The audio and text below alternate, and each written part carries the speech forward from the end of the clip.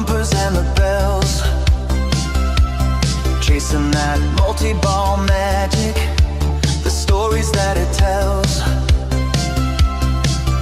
From the classic wooden cabinets to the digital spells, every play's a new adventure, breaks you from your shells. Hanging out with Poe and Offgrid, yeah, the show's about to start. Talking pixels, flippers, and the tech that stole our heart. From the joystick to the headset, come on and play your part.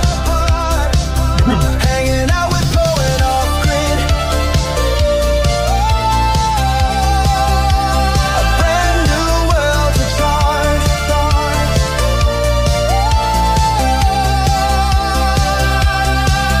Now we're strapping on the goggles, worlds are virtual and bright. Stepping into new dimensions, bathed in neon light. The future's here, it's crystal clear, and everything feels right. Connecting past and present. Welcome to Hangin' Out. And through Let's do this. the night.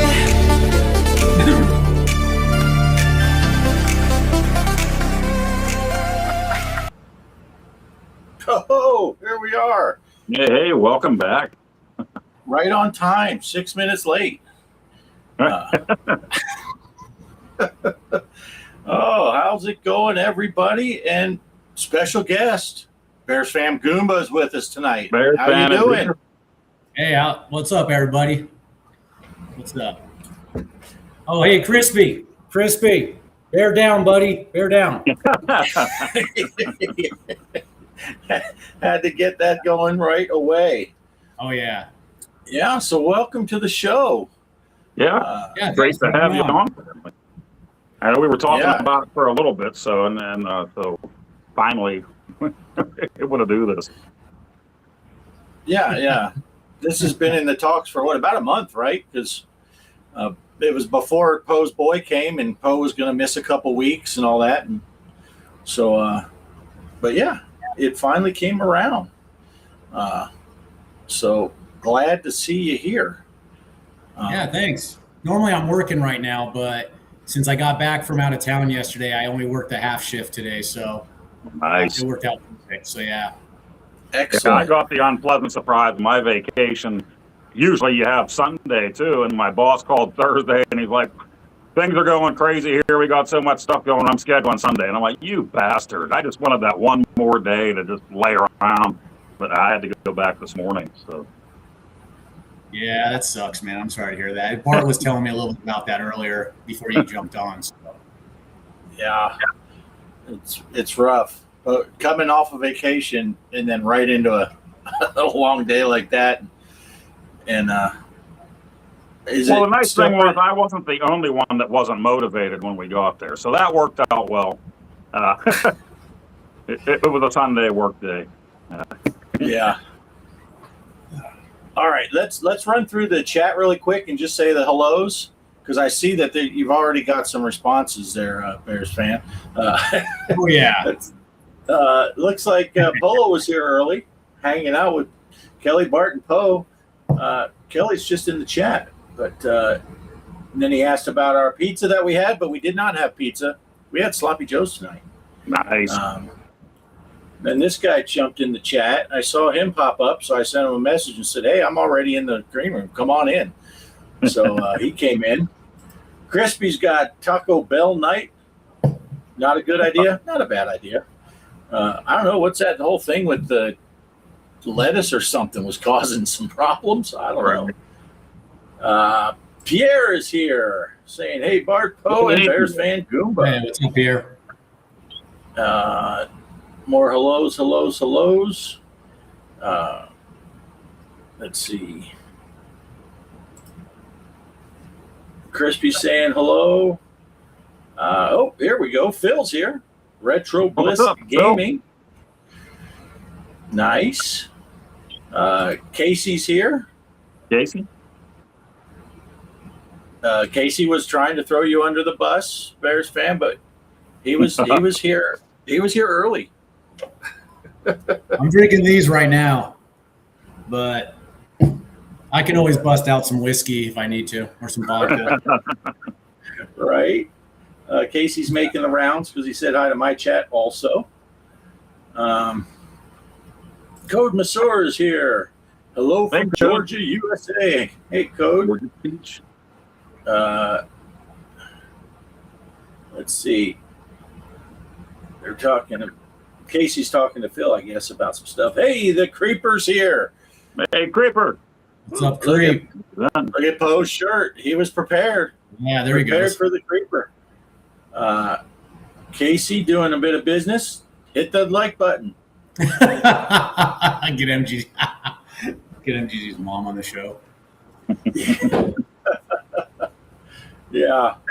Let's see what else we got. People are saying hello, hello, hello.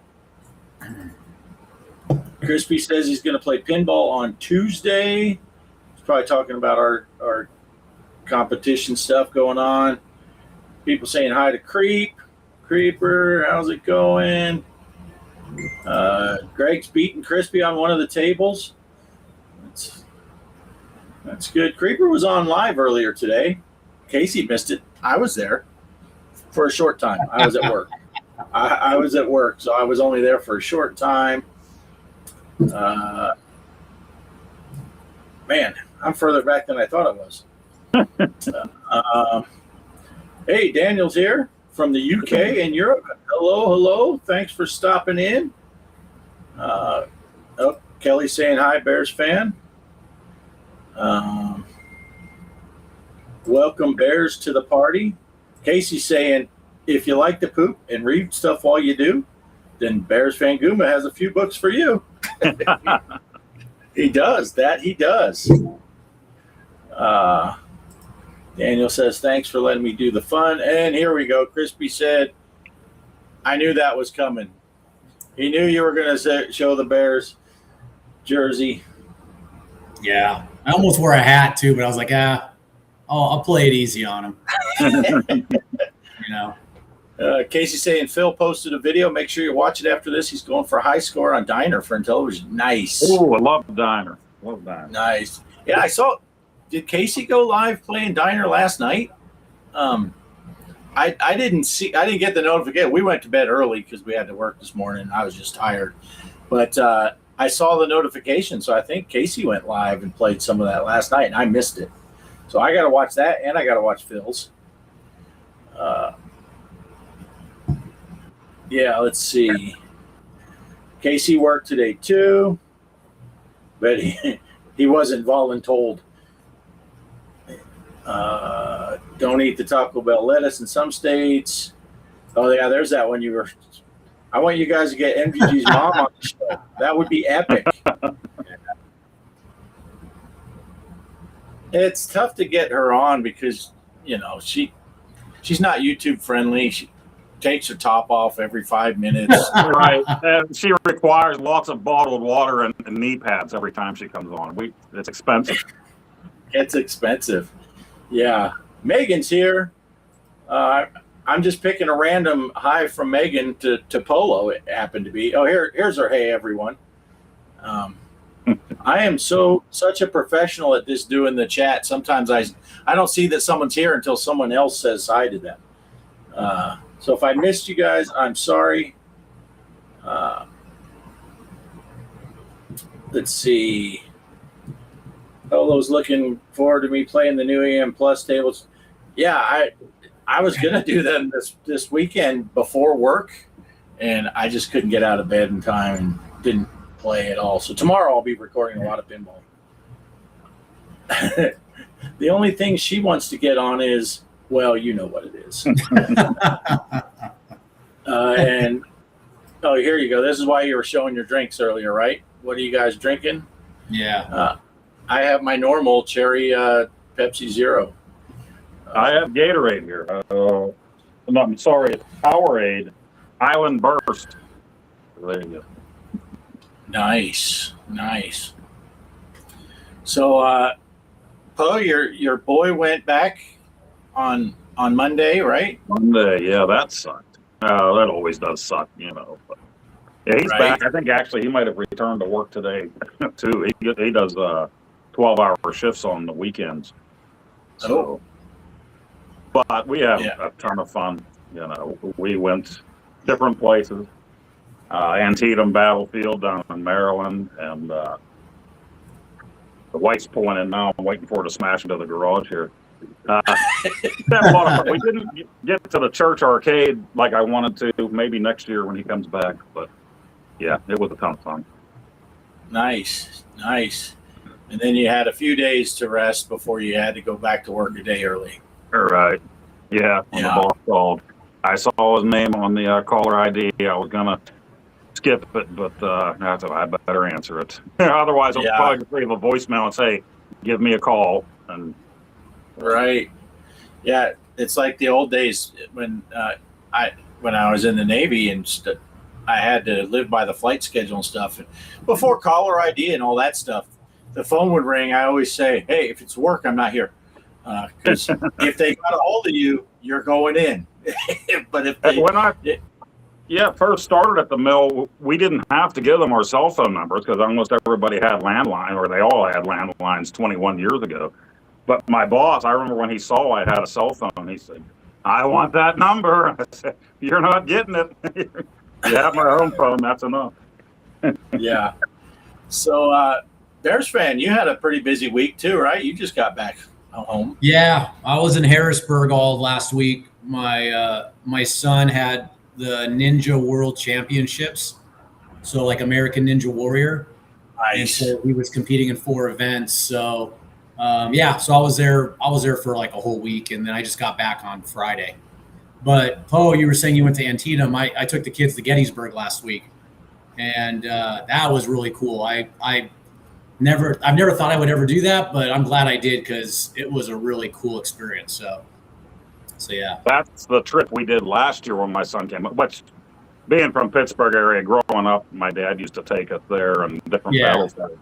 But now that my son's an adult and in the military, he really wants to see that stuff. That's why last summer was Gettysburg, this year was Antietam, which they're both about the same distance from me, so it's not too bad.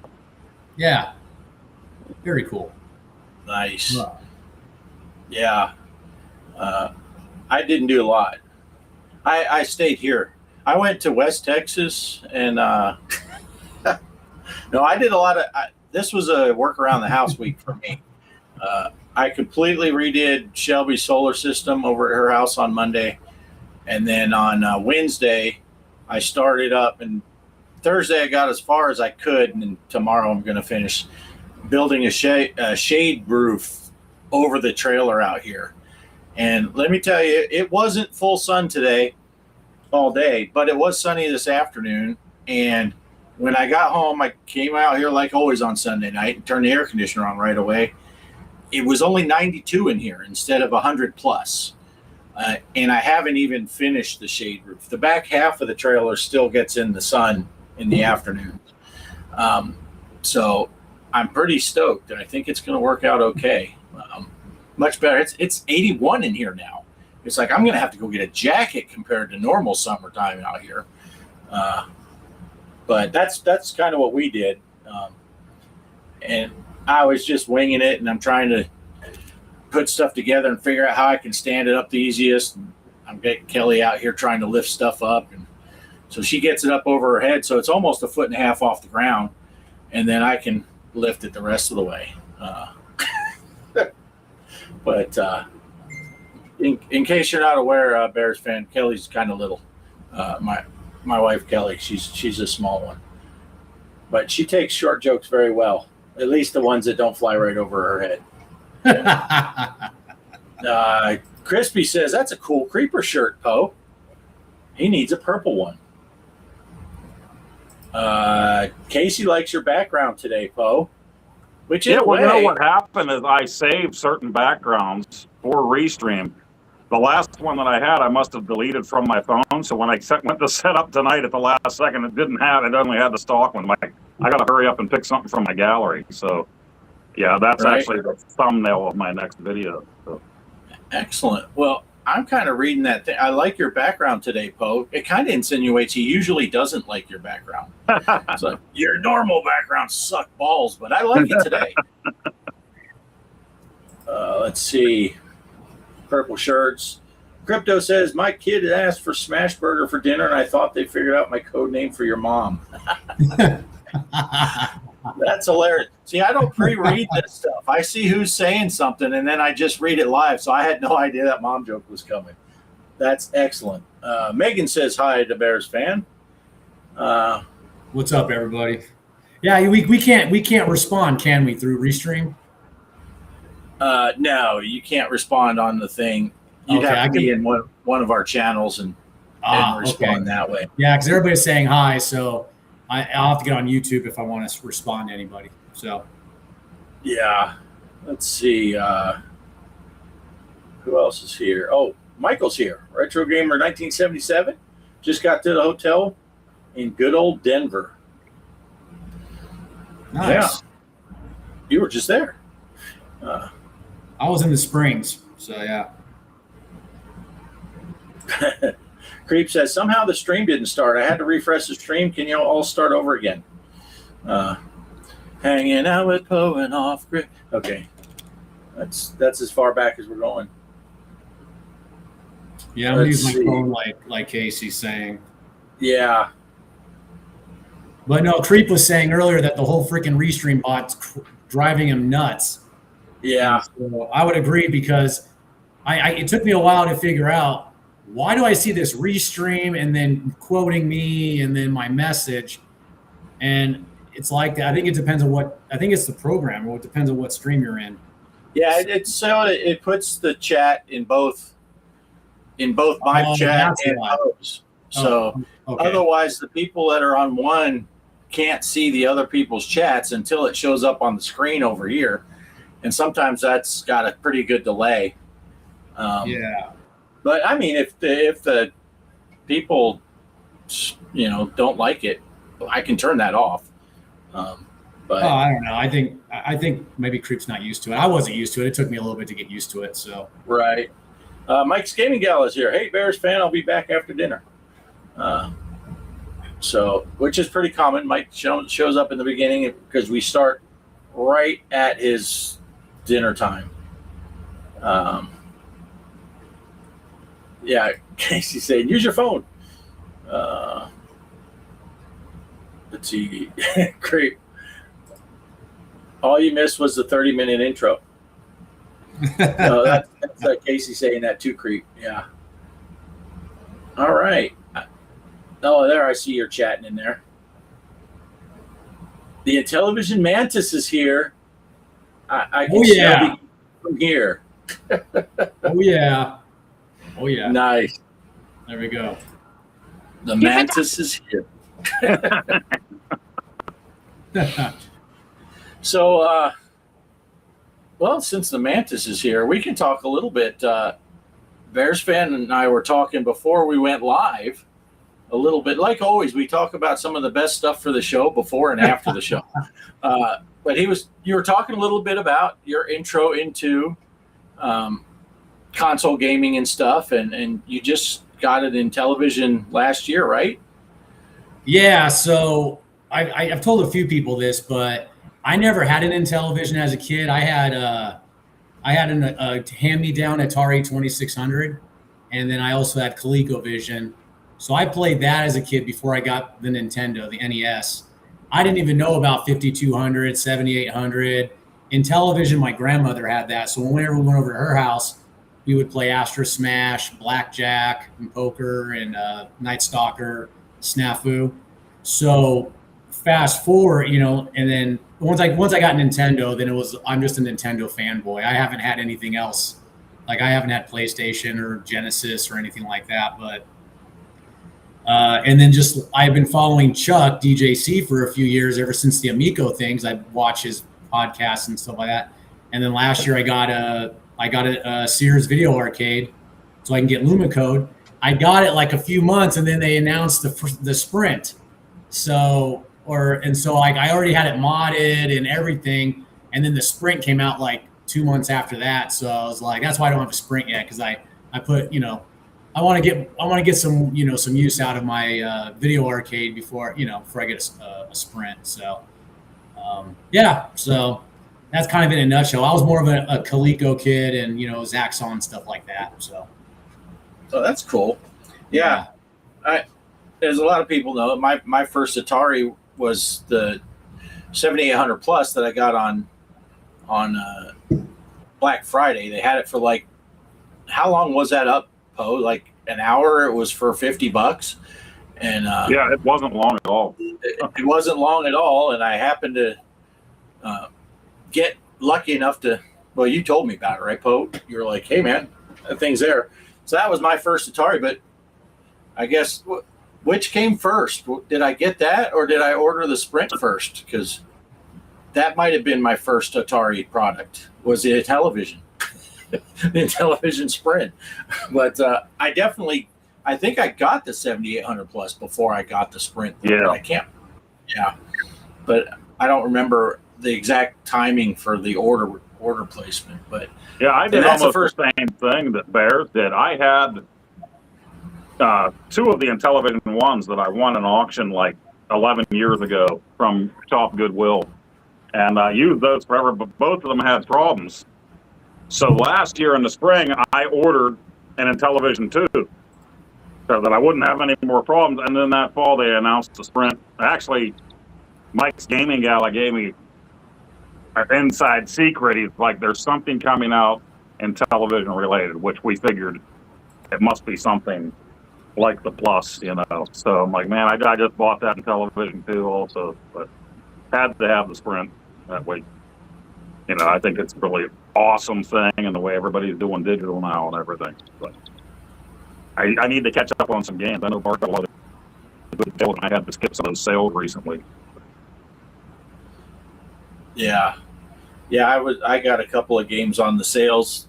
What was that? A couple weeks ago, and like you, Poe, I'm learning from the best. Some of them I still haven't played. I have games from Atari themselves that they brought out last year that are still sitting here sealed. So, I'll get to those 1 year. So. Well, sometimes that's the perils of having a YouTube channel is you'll get something, but you want to make a video on it. And then time gets behind. You're like, well, I don't have time to make a video. And then next thing you know, it's 6 months later, you still haven't played it because you wanted to make a video. And it's like, dang, I could have been playing this game for 6 months, right. And I haven't because I wanted to have a first impression video. I see these games for the NES and stuff on Kickstarter. You order it and forget about it because it's a year and a half before they're going to ship off-code games. So I don't, it's hard for me to even keep track. Next thing you know, there'll be a package. The wife will be all bitchy. What's this? I'm like, it's something they paid for a year and a half ago. It's okay. That budget was them. Nice. So, Jabba's here. Hey, Jabba, how's it going? He's on his trip across France. Yeah, they're seeing a lot of stuff. Anyone that's friends with him on Facebook, they have a Facebook group showing their travels and where they're going. Really awesome. He's taking a whole month and going around. Oh, France. That kind of trip's nothing. You got to go to beautiful Pennsylvania and get that Canadian smoke. Dude, that was horrible, man. We were at Hershey Park on Thursday, and it was like it seemed like the apocalypse, man. The whole sky was like reddish brown, and the sun's just a red dot up there. Yeah, it's just a red dot. You don't need a freaking filter. You can look right at the sun. That's how smoky it was. Yeah. It's kind of like we still have a quality. We're not supposed to even be outside today, I don't think. But here I am in the garage with all the doors and windows. So, right. The neighbors mowing their grass. That's why I keep muting my microphone. Every time they get near me, I hit the mute. Yeah, you talk about that foul Canadian smoke. I think about when you go to visit Mike's mom and you forgot the lube. Oh my god! But, gee. You'll see that on the replay. Well, like burnt maple syrup. Oh man! Now you guys know what I do when I read all your comment. When I hear you guys, freaking laughing out loud in my freaking apartment. So that's hilarious. Yeah, Creep was waiting for the trumpets to sound with all that orange air. Yeah. So what system do you play when you do have a chance to play? I don't know how often you have chance. You're working, you're busy. I'm playing Intellivision. I loaded the JZINT on my laptop, so I've been playing more with that. I got my OG Hugo gamepad, and then I've got the Ultimate PC interface. So nice. Yeah, it's real convenient, and I've been traveling a lot since April, so it's been really nice to have that because I can just, basically I've got. I'll show you. I bought a couple of these things off Amazon. And I've got my Ultimate PC interface and my USB cable, and I got my OG Hugo, and I just carry these in my bag with my laptop, and then I can pretty much just play Intellivision. So nice. Yeah, I haven't touched my SVA since I left. I went back to California in February. I've been using the emulator. So yeah, so that's the only one I've really been playing right now. I'll bust out the 3DS every so often, but other than that, it's Intellivision right now. Yeah. So yeah. Me too. Me too. But that's all I did just get my Uno Kart Plus, so I'm prepared to venture into more Atari. Let's see, before this scrolls off too far, Crypto says, I just hope Atari makes something where it'll accept the Intellivision cartridge. I'm sure there's going to be a Sprint Plus or something following the model of the 2600 Plus. Mike's Gaming Gal keeps saying it. He said Phil's just hoping. Phil was, he wants one that's based on the Pac-Man because he can't get the Atari Pac-Man one without losing his lunch. But Mike's back. Casey's mom turns too, but it's not friction related. It's mostly the gonorrhea. That's just bad, dude. I've almost wondered what Megan and any other females in the chat just think about all this stuff sometimes. Yeah. The best one. My favorite experience with some of the mom joke stuff was on Crispy's channel that day when Mrs. C was reading the chats to him because he was live. And we're like, let's see how far we can push the limit before she stops reading. That's awesome. But she was a trooper. She was reading them. Oops, Mike is listening, says Casey. Jeez. There's a little feud going on right now. Yeah. Yeah. Oh, look, here's Derek's here. Oh, and I clicked the wrong one. 3DS, nice. I've modded a few. Derek does that. Yeah. It's funny that sometimes the mom jokes, we'll just let them flow on the side. Dude, it's hilarious, man. That's just freaking. I was telling you guys months ago, I said, I don't think I ever heard a mom joke for like 20 plus years until I joined your guys' stream.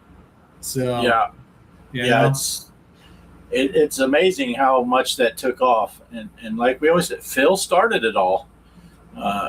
Mr. PG stream himself, and he started the mom jokes.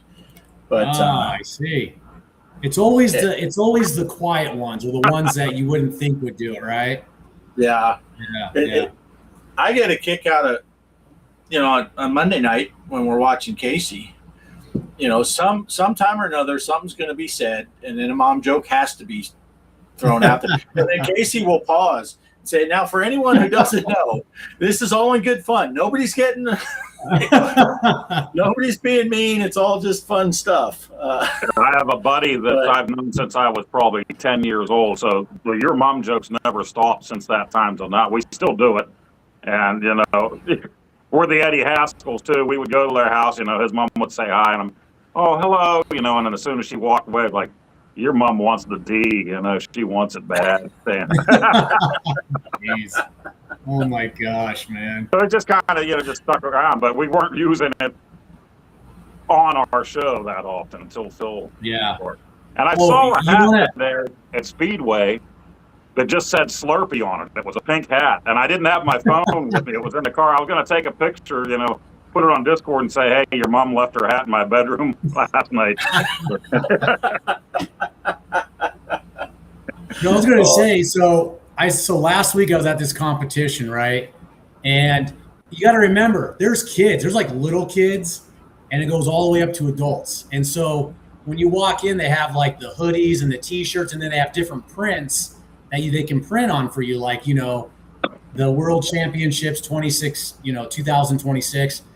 Well, I'm looking at all these sayings that you get printed, and one of them said, "I'm so good, even your mom claps for me."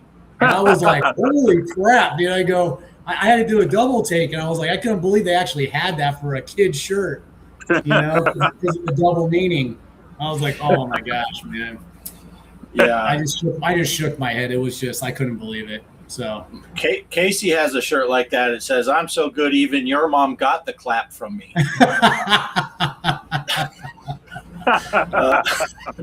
Oh my gosh! I almost did a spit take there with my drink, like old Poe did the pickle beer the other day. Yeah. I wasn't sure how old Poe felt about the pickle beer. That was. Oh, yeah. Let's see. What am I missing? It's scrolling off the top. There's some more jokes. I think Mike did go now to eat again. Watching the chat, man, just cracks you up, man. You can't focus on the chat too much, or you just laugh. Right. Yeah. Crispy said, "Same, Derek. I thought Phil starting it was a joke for like 2 days." No, and it was actually the Slurpee joke. He said, and I'm paraphrasing, but I think it's pretty accurate. He said, "Mike's Gaming Gala's mom is like 7-Eleven. She's open 24 hours, and you can get a 79-cent Slurpee."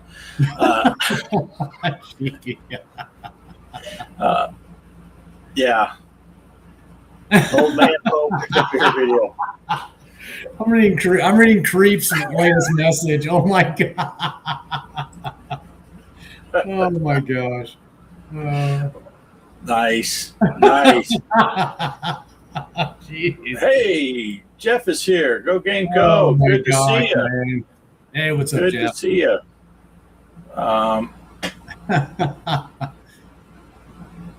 Let's see. Okay. Oh my gosh. There's a little. Derek's asking Polo about a problem with the Discord. Johnny Ringo. Crispy. Yeah.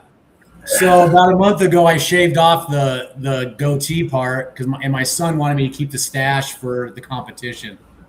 So yeah, so that's why I've got it like this, because I usually have like a beard or like a long goatee, kind of like Creep.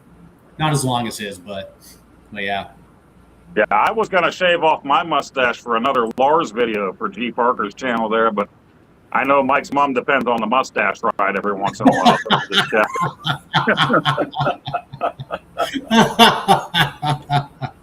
Oh my gosh, man.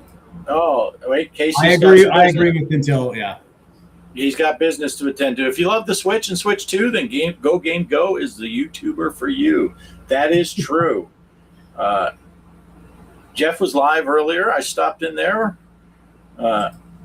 Casey was there too. Casey and I were both at work, and I thought I made a great, generous offer to Casey.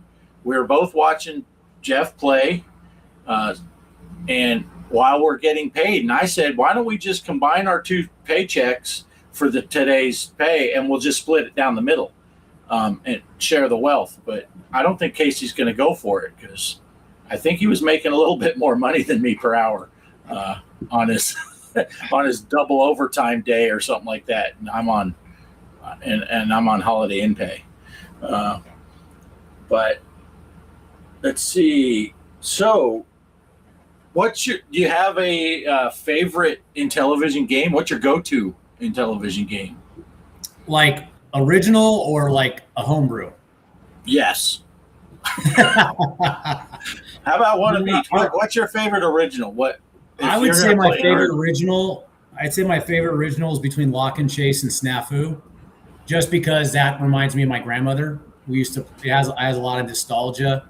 And then I'd say now homebrew wise, man, there's a lot of good homebrews out there. I was playing, recently I've been playing a lot of Operation Cloudfire. And then what else have I been playing? I mean, I've been playing a bunch of the newer stuff. One thing I really like, I was playing a lot of is that the, what is it, D2K Arcade at Special Edition. I was really playing a lot of that at my Sears Video Arcade because I'm so impressed with how well it was done. I mean, because I grew up playing the DK on ColecoVision, right? So that was like pretty close. But dude, I would say D2K Arcade's better than freaking ColecoVision Donkey Kong. Graphics wise, it's probably not up to par, but it's got all the freaking arcade stuff and more. Whereas the ColecoVision doesn't have the arcade stuff. It may look more like the arcade, but it doesn't have all the arcade, functionality and mechanics. So, yeah, but there's a lot of good homebrews out there. I haven't busted into my AF2 or my Lazy Jones just yet. I've just been playing a lot, so just trying out different. Because I got so many homebrew games and ROMs and things like that. I was playing from Grail of the Gods not too long ago. That's a really fun one. You have to be very careful or you're going to get whooped. Because you can't avoid certain interactions or encounters. But yeah, no, there's some good ones though. And I'm trying to get into programming myself. Because I used to program once upon a time about 20 years ago. Because my background is IT, and so I got Oscar's books, and so I'm going to try to start doing that because I'd like to do some homebrews. So nice, yeah. Nice, yeah. I just discovered the whole homebrew thing. I didn't even realize all that because I was so far out of it. I had my Intellivision that I bought in junior high school, and then I actually gave that away to a guy at the Navy.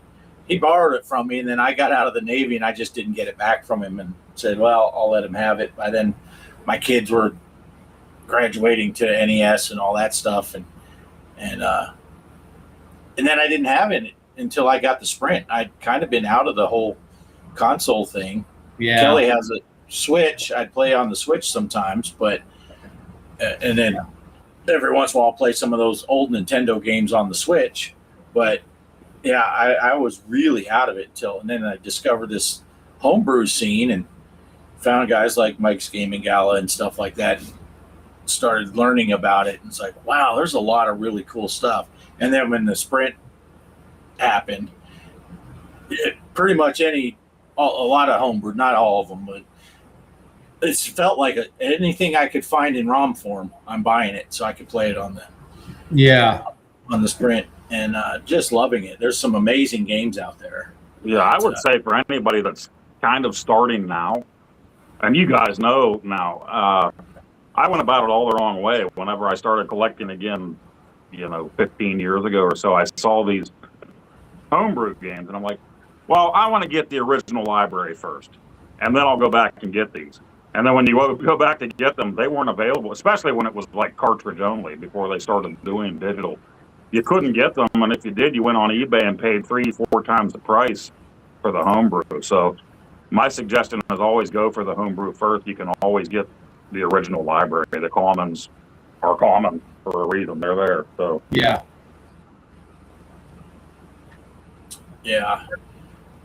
I'm just really enjoying getting back into the console stuff because as most people know, when I started my channel, it was all pinball, and then I got the iArcade and started doing some arcade stuff, and I still didn't know a whole lot about the console scene. It was all just memories from my childhood more than anything.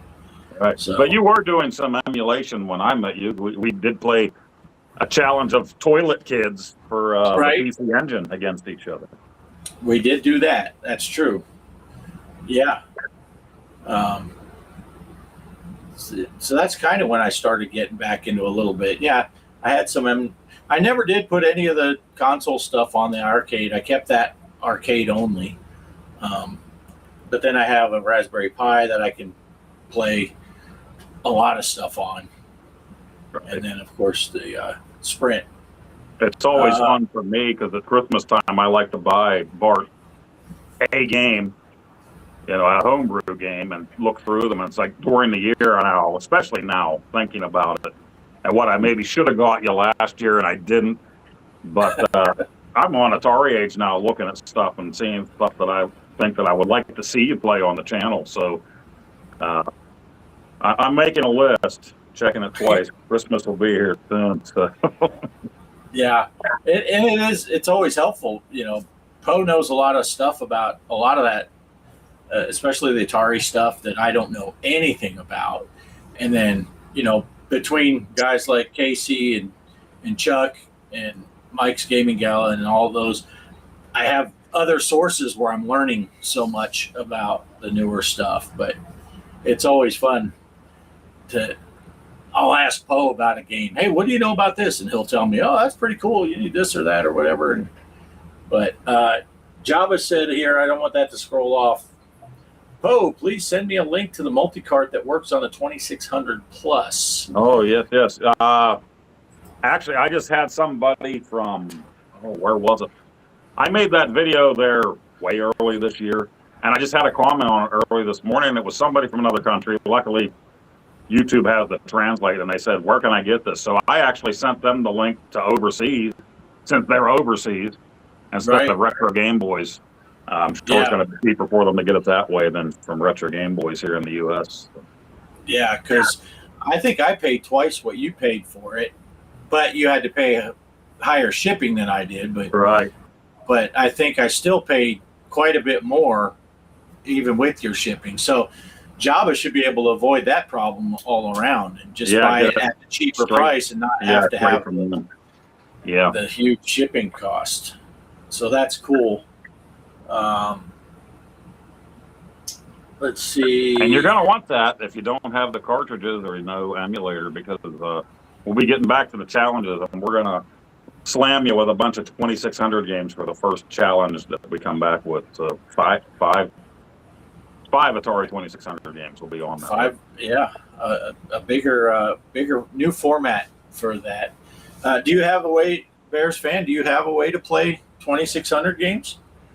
No, I want to get something because I want to play the new Zaxxon arcade from Champ Games. Oh yeah, because I grew up playing Zaxxon on ColecoVision, and I want to do that and play some of the other games. So matter of fact, this morning I was looking at some Atari consoles on Marketplace. So I want to get an maybe like a 7800 Plus, but I heard that the Zaxxon arcade won't run on that unless it gets some sort of a firmware update or some sort of a technical update that they're working on, I guess, with PlayOn or whoever creates the console. So then I was thinking about looking at legacy hardware. I just don't want to have to get one modded all over. So I just got my Intellivision modded last year. So I don't know. I do want to get a 2600 or a 7800 Plus so I can play everything in the back, the back catalog. So yeah, pretty much all of the physical cartridges, I think, of Champ Games will work on your 2600 Plus. But having problems with using that Uno Cart Plus for Champ Games downloads, that's where a big problem is right now. Yeah. Well, there's someone locally who's selling a ColecoVision with the Atari, the changer, because that's what I had growing up. So I could play Atari games on my Coleco, but he wants almost $300 for the whole thing, and I'm not going to pay that much. I mean, it's got some games too, but I'm kind of on a budget, so I'm trying not to spend too much, but at the same time, I want to buy something that's going to actually run. So. Yeah, you can start really. I mean, when I started collecting again, I'm getting every model of the Atari 2600. I got the 2600 add-on for the ColecoVision. I got the 2600 adapter for my 5200. I'm I don't really need this stuff. Why am I buying all this stuff? But I've got about a billion ways to play Atari here. Yeah. Well, I think someone mentioned using the emulator for Atari, so maybe I can at least do that on my laptop in the meantime. Yeah. So. Yeah. Yeah, I put it on a Raspberry Pi 3. Okay. And I got that newest version of Stella, and all the Champ games. I downloaded the demo pack so you can get all those Champ games demos versions, and they all played perfect on that. Yeah. And that was just a Raspberry Pi that I had laying around. I said, let me see if I can get that. It did take a while to get it the way I needed it to be able to run the Champ Games ones, and I'm just using the Xbox controller. But I can plug in that. I can plug in that 2600, the CX40. I can plug the dongle into my Raspberry Pi and play the games, but I can't get through all the menus and stuff because you have to have multiple buttons. I don't have a keyboard or anything hooked up to it. It's just the Raspberry Pi and the controller hooked up to the TV, and so I can't do anything when I have that. But I could play with it if I plugged it in as a second player and put in a 2-player game, and it worked great using that Atari joystick. But I just can't get through the menus with it. So I guess if you plugged in a keyboard, then I could just use that Atari joystick. But I'm fine with just using an Xbox controller for stuff on there. And then now that I got the Uno cart, all the 2600 games, I just play on that on the nice. 700 Plus. Nice. So that's cool. Oh, I forgot to mention, I also have the Coleco and the Intellivision Flashback. I got both of those systems too. Oh, nice. That's cool. I had that before anything. I found a package deal on eBay for a really good price, so I bought them both, and it was great because I haven't played ColecoVision since I was a kid, so I was able to play Zaxxon and other things. But honestly, I haven't even touched those since I got my SVA. So they're just in my closet. Just another investment if I ever want to sell them down the road. So yeah, I know for a while there they were doing that ultimate flashback for Intellivision. I'm sure Isaac Casey and then Paul Pete and them were on that before the Sprint came out, where I think it was pretty much a pie that was put into the thing. It was a pie, yeah. Well, that was before my time. That was before I found DJC. So by the time I started watching DJC and then Casey and then all you guys, all that stuff was all like the Phoenix, the ColecoVision Phoenix, all that stuff was already done. The LTO flash, that was already done and gone. And I don't know how many times I passed that LTO flash up, seeing it on Facebook and stuff. I'm like, I'll get it next time. I'll get it next. And I even remember Brian's Man Cave saying, I just got one.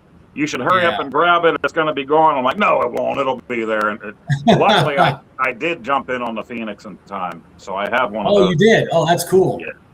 I was looking that up, and I was like, that looks so freaking cool, but I'm not paying the prices that they're asking for them. So not now, no. No, it's yeah. But it's so nice because you put all those ROMs on an SD card and put it in that. Plus, you can still put your cartridges, your ColecoVision cartridges in there, and use a Super Nintendo controller for the thing. It's a great system. Oh yeah, Casey's talking about that new Pi RTO 2 Duo. I think I'm going to pick one of those up, even though I got a Backbit Pro, so I don't think I would need one, but I'm going to pick one of those up anyway, just in case. So, I don't have that Duo. I have the Pi RTO 2, and it's been sitting there for a year. So, yeah, I've got one too. I bought one from OG Hugo. So yep, that's who I got this from too. Yep. Yeah, I got that, and then I got the Backbit Pro, so I got both of them. So, oh, nice. I didn't get the Backbit. I know Phil is a huge fan of that. So it's nice. I mean, if you don't have LTO flash, then that's the way to go. And so. And Phil's mom really likes her Backbit too. It's strange, but, I mean, it doesn't cost any extra. So. She's a Backbit Pro, isn't she? Oh my gosh, that's funny. That is. Now, so you had a ColecoVision when you were younger, right? Yeah. And then you got the Coleco, so you could play the Coleco later. When did you get that? The flashback? Yeah. Well, I got the flashback because I was looking for an Intellivision flashback because of watching, DJC and everybody. I was like, oh man, I want to watch some of these things. So I started looking for the Intellivision flashback. Well, I found some person on eBay selling both that and the Coleco as a package. for almost the same price, pretty much the same price as I was seeing people selling just an Intellivision flashback. So I jumped on it, and I mean, I think the only thing was is they didn't have the overlays for the Intellivision, but I got those from Blue Sky Rangers off of eBay. And then, so I started playing some ColecoVision a little bit on the flashback, but it's pretty much been all Intellivision since then, if I do play.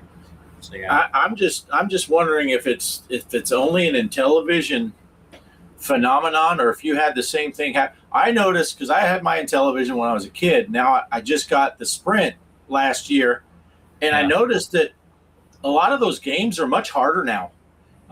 They didn't used to be that hard. I don't know what happened. I think as they get older, the games get harder or something. It can't be that I'm getting slower.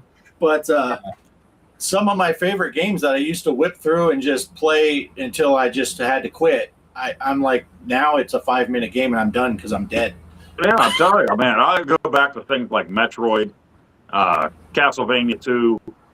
Yeah. The Kid Icarus, these games that I sat there and beat them as a kid. Like, and Mike Tyson, knocked him out and everything back in the day. And it's like, now I'm like, how in the hell did I do that? I mean, I had time, obviously, but I don't have the reflexes anymore. Yeah. It's an amazing phenomenon. And I'm still working on Cloudy Mountain because I used to play Advanced Dungeons and Dragons back in the day, put it on that hardest mode and whip right through it just to kill some time and not lose a dude. And I can beat the 3rd level with the red Cloudy Mountain, but that purple Cloudy Mountain, I haven't beat it yet. I can't make it through. I made it to the Cloudy Mountain, but then I die. I can't believe how much that game has gotten harder over the years. Well, that's the thing. I never played any of those games growing up. So all these games are new for me, like the Dungeons and Dragons. And I'd say one game though is Bump and Jump. I used to play that a lot on the Atari. Oh yeah. And then now that I saw that it's for Intellivision, I was like, oh my gosh, I play that too. And so that's such another a great game. Yeah, my brother. It's a great game. That one, and I like Congo Bongo as well, but man, playing it on Intellivision is a little difficult. And I'm like, how did I use to play this on Atari, man? It's a fun game, but they're all a little different, all the versions. There's a lot of haters of that game in general, too. But I enjoy Congo Bongo. Yeah. I've always struggled with that game, no matter what platform I played it on. But Bump and Jump, that's one of the ones I got as a kid on my Intellivision. Yeah. And I was pretty excited to play it on the Sprint because I don't think I ever played it anywhere other than the Intellivision until I got the iArcade, and then I put the arcade version on there and I played it. Yeah. But that was just a few years ago, so it was like 40 years after I played it on Intellivision before I played it anywhere else. All right, I'll just have to say it here. Sometimes Casey's mom dresses up in a jungle outfit and wants me to play Congo Bongo on her ass cheeks. All right, I'm done now.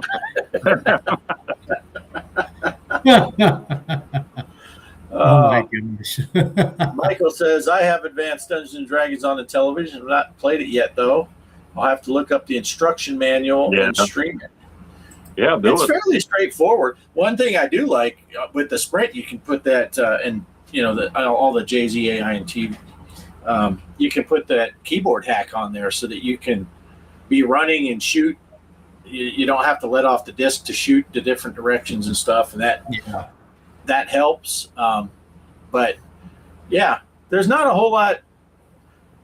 The instructions are pretty straightforward. The gray mountains, you don't get anything but arrows. The blue ones, you get your boat. The red mountains, you'll get your axe to go through the forest. The purple ones, you'll get your keys so you can go through the gates. And just listen. That is a game that you have to listen if you want to survive. To me, it was almost one of the first horror games I played because you're running through and all of a sudden you're like, oh shit, where's it at? Or you hear the snake and you're like, is it there? And you're sneaking up, and it's it's lighting up the path, and you're not sure if it's there or not. And you're like, Yeah. Then you just say it's got to be here. You shoot, and your arrow bounces off a wall and comes back and kills you. Right. For me, it was Haunted House as a kid. Right. We got that the first Christmas we got our Atari. So hearing that thunder sound and then seeing the ghost, you're like crapping your pants as a little kid playing that game. I played that a lot as a kid. Yeah. Haunted House. Yep. Yeah. Jabba says, back in the day, I could do 100 levels on Bomb Jack. Now I can't do 10. Right. Yeah. Is the other D&D game completely different style? Yeah, that Tarmin. What is it? Treasure of Tarmin? Is that what it's called? Yep. Completely. Aren't there 3 of them? 3 D&D games? I only know the 2. Or is there only 2? I don't know. I thought there was 3, but maybe there's just 2. I think too. And I didn't grow up with it. And a lot of these games that I look at now for the Intellivision, I'm like, I'm glad I was just a dumb kid with a 2600. You know, hit the reset button and go. Some of these games for the Intellivision, wow. Better have your overlay. Better have your instruction manual. You didn't have the internet back then. Right. Yeah, definitely some of the games, if you didn't have the overlay, like I went back when I got the Sprint, I said, I'm going to play some Utopia real quick and show Kelly how Utopia works. And I'm like, oh, geez, where's the overlay? I don't know what any of these buttons are doing. And, you know, you're hearing more than anything. You're like, wait, what's this? But, yeah, Utopia is a great game. I love that game. Came out. Yeah. But I'm just liking another thing that I had gotten out of the Intellivision before it really came around to some of these where they made it possible to play one player. And like when I got all the sports games, I got Intellivision baseball, I got Intellivision football and hockey and all those, but you had to have someone to play with because there was no one player versus the computer mode. And now I think that's pretty awesome. But again, I found out how much I suck now. I was talking a little smack with Casey because I'm kind of like he is, where I've never lost a game of Intellivision baseball, but I've never played anyone that's any good either. I just played people that. So I was saying, and then I got to play in that one, the home run version, the homebrew that you can play single player. Yeah. And I've watched Casey play it at a higher level than I can play it at. And he does much better than I do at the next lower level. So I'm pretty sure Casey would wipe the floor with me. But I'm not telling him that. I think he's not watching anymore. We'll find out in a second. But so that was cool because that is a thing with Intellivision back in the day, especially. There were so many 2-player only games. You know, Sea Battle. I'd love to have Sea Battle in a 1-player version. No one's made it yet, but I'd love to have that game in 1-player because I can't get Kelly to play that one with me. You got to reach out to Brian from Brian's Man Cave and tell him you want Offgrid's Sea Battle. Maybe he'll do it like he did Willie's the racing game there. Yeah. Hey, good. I got lucky. Casey didn't hear any of that. Hope he didn't hear about me smacking his mom's ass cheeks because that was just. I noticed he didn't comment on that one. Oh my gosh, that's hilarious. I haven't played Intellivision baseball since I was a kid at my grandmother's house, so I haven't played it at all since I got the SVA or anything like that. So yeah. And sometimes older sports games now on those old systems, that generation 2, sports games were kind of fun. You do something like I did here with this mod for the Dreamcast, and all these games you can download. I'm like, I really don't want to download a sports game from 26 years ago with a roster that's long gone and stuff that, I don't have nostalgia for that game. So yeah. Well, I'd say the only baseball game I've played a lot of I don't know about recently, but is the original Game Boy baseball. Because I have that on my 3DS, and I just love that because I had that on my original Game Boy. And I don't know, I just love it. I love what happens when you hit a home run.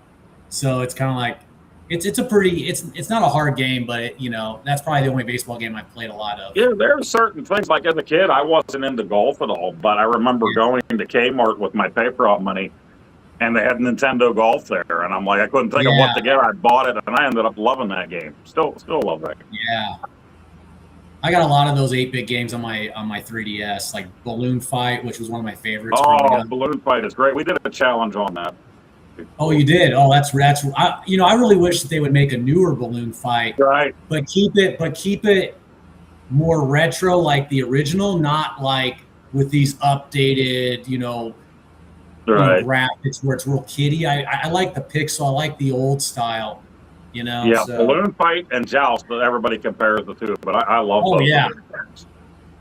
Yeah. Yeah, fun games. Bad News Baseball on NES. Yeah, they're fun games. Yeah, and that Casey had that big show, that new Chip Shot Golf is going to be coming out here. I can't wait. That's going to be nice. That is going to be awesome. I'm really looking forward to that. And I was so tempted to get AF2 already, even though it's $1 zillion. But I thought, if they give me the ROM immediately, I forgot. I'm like, if they give me the ROM immediately, I'll buy it just so that I can play it before Bart does. And I'll put it on my Sprint. But then Casey reminded me that they have to sell, I think, 5 billion copies of it before they'll bring their ROM out. So, what game was that again? I missed that. What game? AF2. Oh, AF2, yeah. I haven't opened mine up yet because I have to pull my SVA out if I want to play it. So, but I just got back yesterday, so I haven't had a chance to really do anything. So, yeah, I'm looking forward to that one a lot. But yeah, he's got, 150 copies I think he needs to sell. Yeah, he's going to release the digital. I think it's Good Deal Games that sell this here in the U.S. Good Deal Games, I think. Is it? Yeah, I don't know. I'm still waiting on the stuff, the Mermaid game, and that came out at last year's PRG, right? Correct, yeah. And I have Princess Lighty. I like that game a lot.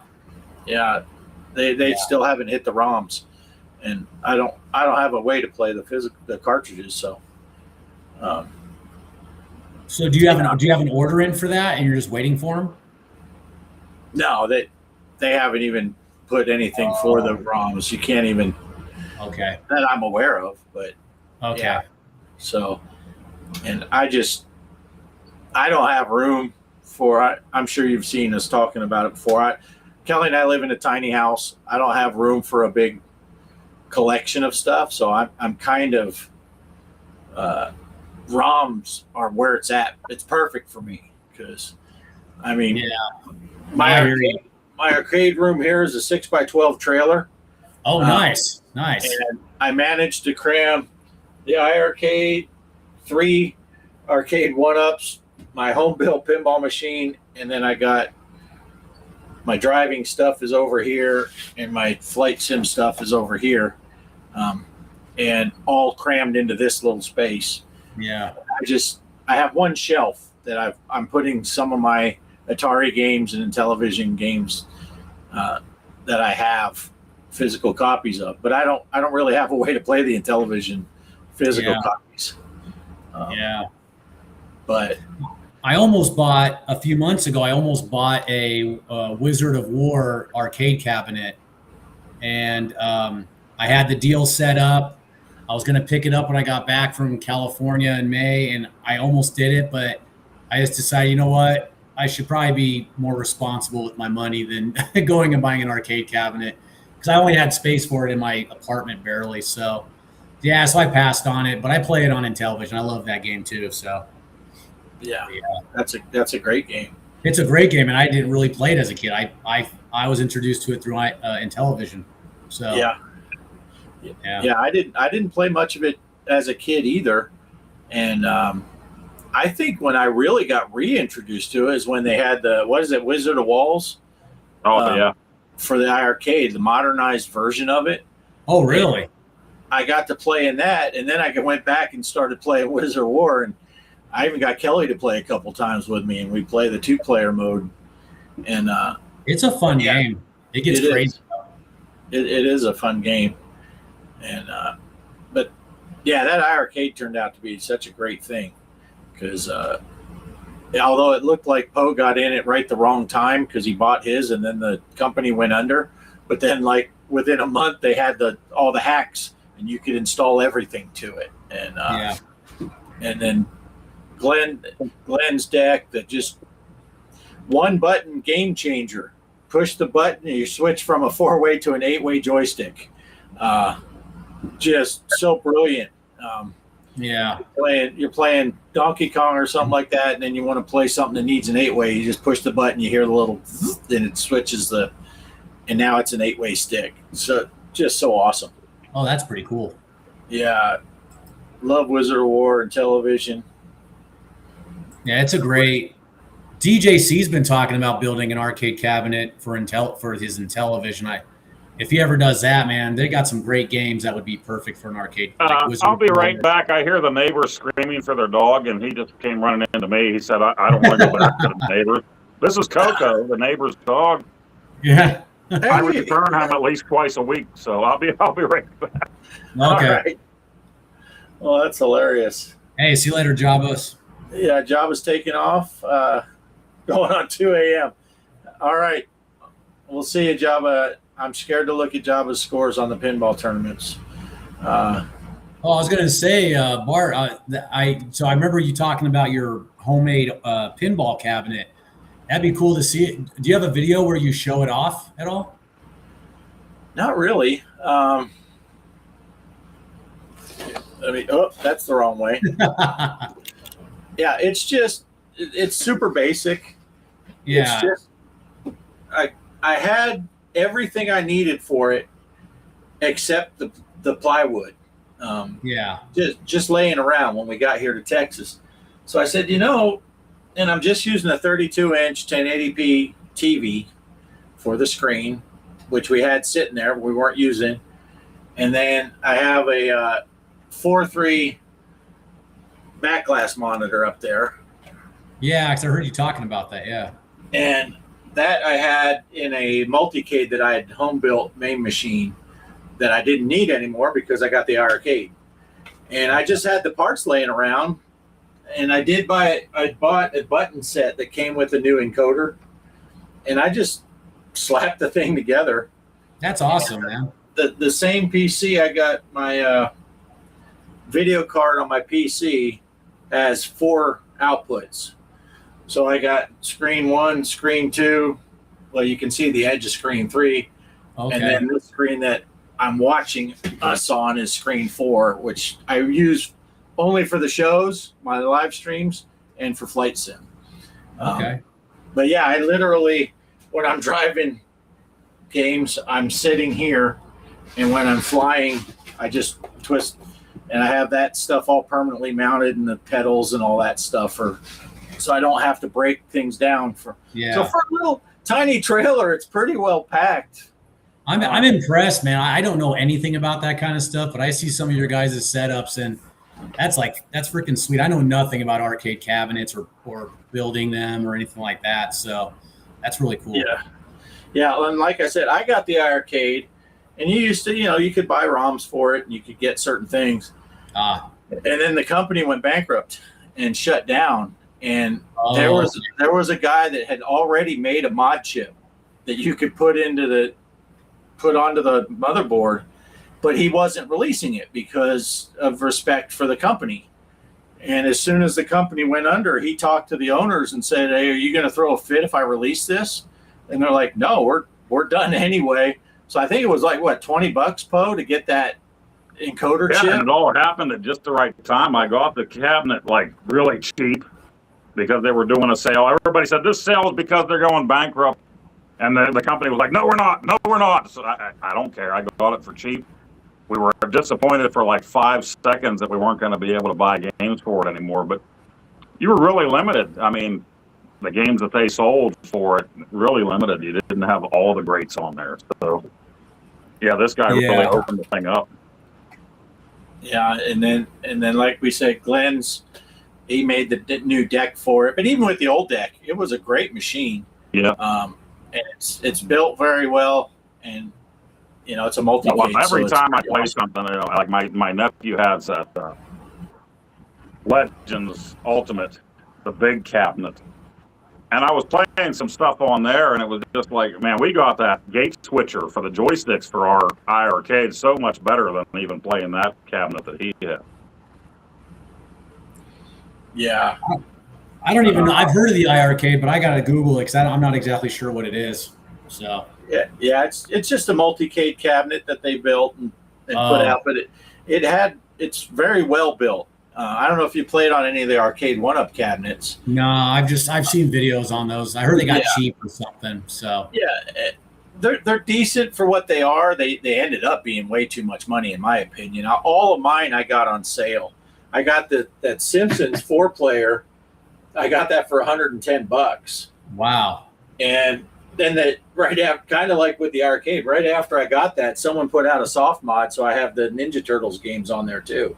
Oh, So that's sweet. You can play That's 4-player Ninja Turtles. The Simpsons doesn't get voted very often. I booted up into the Ninja Turtles more often than not. The Mortal Kombat 2, I got that cabinet for $130. Okay. And then I got a Star Wars cabinet, which I would have paid a lot for that, but I even got that on sale. I think I paid $200 for that.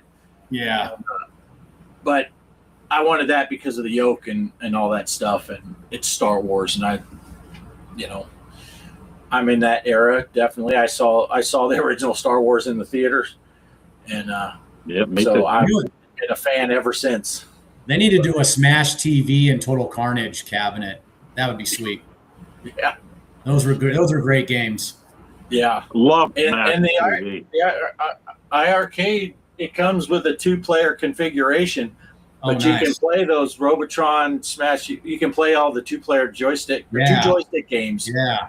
That it just configures it. You just play them. So Yeah. it's really Crazy awesome. Climber was the one for me when I first put that on there. I'm like, oh, Oh. that was one of the first cabinets I ever played as a kid out in the wild. This one's scrolling off, so I wanted to get to it. Polo asked the thoughts on the D&D Warriors of the Eternal Sun on Sega Genesis. I'd never played it. I never had a Genesis. So I didn't know if you guys had any insight on No, that. I had a Genesis, but it was like kind of just because there were a few games I wanted to play on it. I had the Super Nintendo before it, so I loved my Super Nintendo. There were a couple of games that I really wanted to play. Both of my older brothers were moved out by then, but they both had a Genesis. So I bought a Genesis, and then I only ever bought a handful of games for it. Back then, I should say. Crispy's making comments about Creeper's figures he makes and stuff. Oh yeah, and here you go. Derek said Derek built the 3-screen pinball, and he didn't even build a cabinet for it yet. He just sets up his screens, and so you don't have to go crazy with it. But I just and the only thing I really measured was the openings for the TV and the size of how high I made the cabinet and all that stuff. I just guessed. I'm like, this looks about right. I'm just taking a straight edge and a marker on a piece of plywood. And to be fair, Derek refers to all sports video games as sports ball, right? So I don't expect anybody that refers to it as sports ball to know how to build anything. No offense to Derek, but And then I went really high tech with my legs on the pinball machine. It's a 2x2 painted silver. And then I masked this off so it has like a point, so it kind of looks like the legs on a. Oh, okay. This is just silver paint on the top of the 2x4. Also, there's no rails. There's nothing fancy. Okay. There's no glass on top. It's just, and then Mike, the gaming Robo Warrior, he got me this Robotron tin, and I said, what am I going to do with that? I said, well, I could put it on the side of the pinball machine. I said, well, let me get some more. So I got some other ones, and that's my side art. It's just tins. It looks pretty. It looks cool. Yeah, it came out. I think the whole thing, because I had most of the stuff already, I think I was about $40 into it. Okay. So, let's see. Creep's gonna step away. Wicked rad to see Nick on here. He's He's good people. Maybe back. If not, everyone have a great night. Yeah. Yeah. Check out Creeper's channel. There's a link in the description below. Yeah, he's got some good stuff on there. He's got all shirts. I can't tell which way to point, but Poe's wearing one right now. I love this. I didn't wear my Creeper shirt. I wore a shirt for some other YouTubers. I don't even know these guys. Hey, I ordered that shirt, and I ordered the wrong size, so I gave it to my son to take back with him when he went back to his base. So. Nice. Let's see. Derek might do a vid when he hooks up his pinballs again. So sometime in the year 2034, be looking for that Derek's pinball videos. I'm like really new to the whole electronic pinball scene just by watching your guys' shows. So I didn't know much about it, and then I'm watching you guys all play the VR stuff and everything, and VR is awesome. VR, it blows my mind because I'm used to just the normal tables, you know. So when you do the VR, the tables are like you can put them right in your living room. Yeah. I have a problem. I have a problem getting it set up and working. It takes a lot of time, and I'm too lazy. But one of the coolest things, Zaccaria Pinball, if you buy it on Steam, they have a VR pack thing, and I got it half price. So I paid $7.50. It's $15, and then every Zaccaria table you have is automatically VR also. Okay. And then I have a Quest 2 headset in here. Yeah. And I can put the Quest 2 in, hook it up to the PC, and I can line up the VR table to this table. So I'm holding this table and pushing the buttons on this while I'm seeing the VR table. Yeah. It's pretty cool. But even in the Quest 3 is where I play the VR pinball, and even just playing with the controller, I just like the fact that you can look around, you can see the ball in the different areas. And I do that a lot too. You know, whenever I have Mike's mom over here, I put on the VR headset and put a young Pamela Anderson in front of me.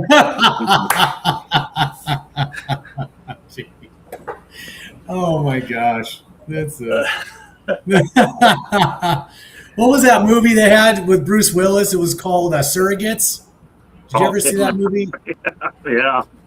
Everybody's on freaking VR headsets, and they're like their avatars are freaking like hot people and everything. And you could be freaking messing around with some fine ass woman, and it's some fat guy in a basement or something. You know? Right? You know? Yeah. Oh, jeez. Crispy says, "Man, all our moms must be primed and ready because Mike's been MIA." They've been craving the Mike D. Hey, that's Mike D, wasn't he? The Beastie Boys? Yeah. I think so. Mike D. Oh, yeah. So what do we got going on here? What are we at? We're only an hour and 20 minutes into this show. Yeah. I don't know. My phone won't allow. I think you and Mike had the record last week because my phone never allowed for 3 hours. I was a little bit jelly at the end of that. Yeah, well, I was watching for a while from the hotel because I was working out, and I was watching, and then I had to go. And then, like, later on, I logged back in, and I still see them live, and I'm like, I jumped back. I was like, you guys are still on? Yeah. I couldn't believe it. So, well, I think we were at about the hour and a half mark when the horror movie topic came up. Oh, yeah. And then we just talked movies for over an hour. It's kind of like, one of the first shows that Mike's Gaming Gala watched of ours. He was like, he thought we were the vinyl show because we got talking about old albums. And that was like an hour-long segment talking about old albums from the 70s and early 80s. okay. You just never know. But that's what happened last week. We got talking about movies. Sorry, I was reading Mike's recent comment. Yeah.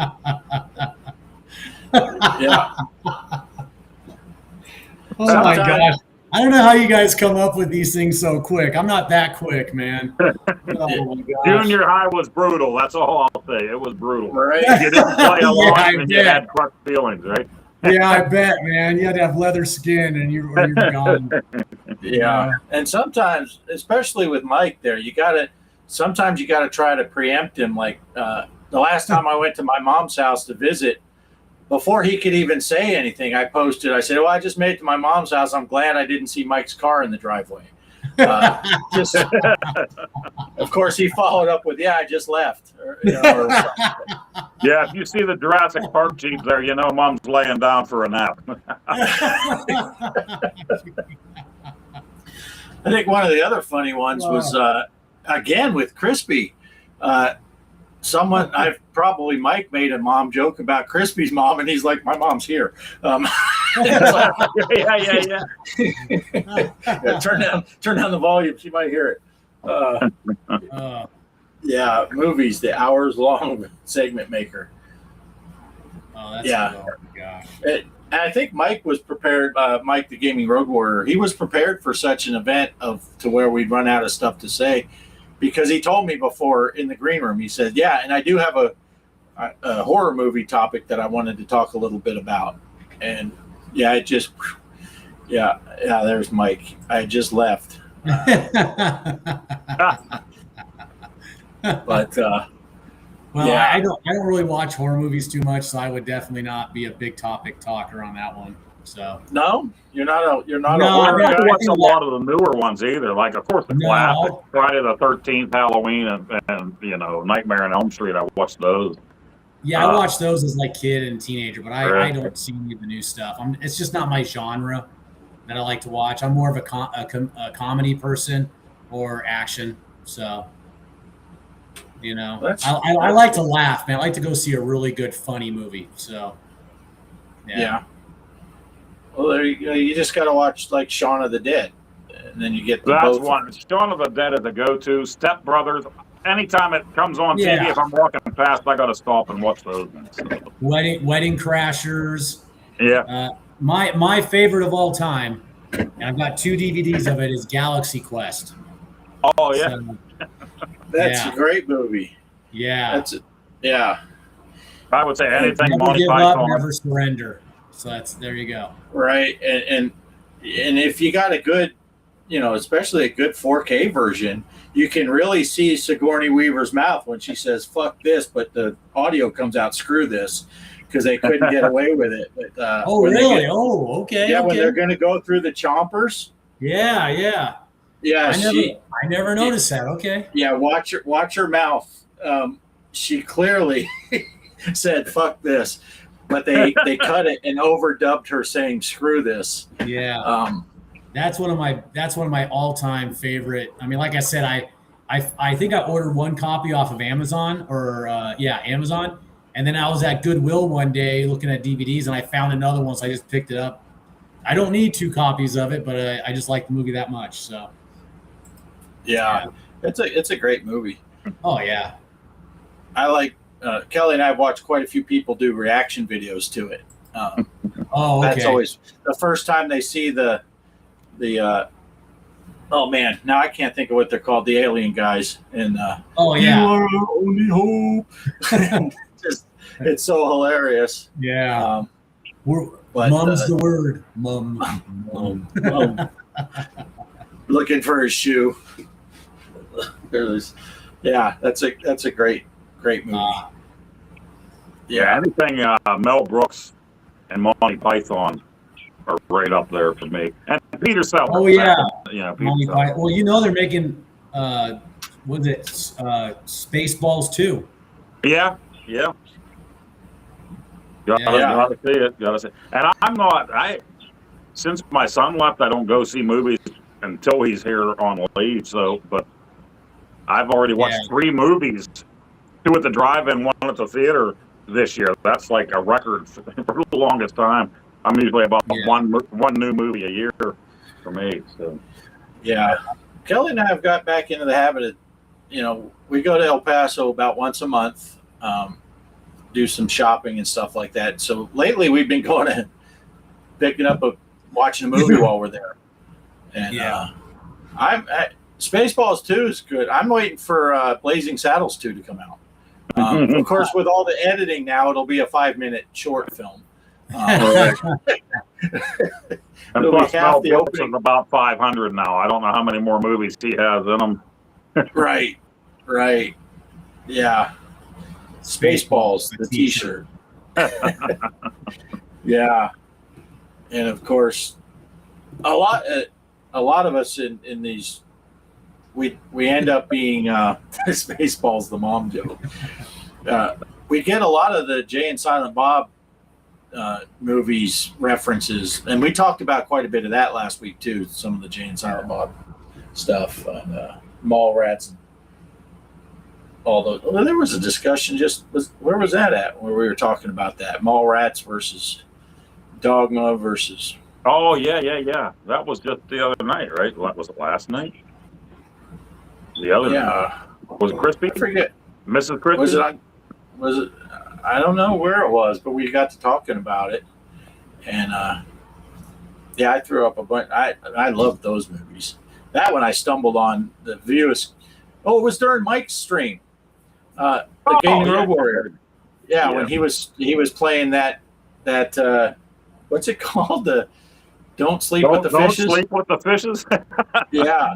And I'm jealous now because while I was watching him, I looked it up, and it's only PC. It's not out for Switch 2 or PlayStation 5. I'm like, darn it! I would have liked to play that one.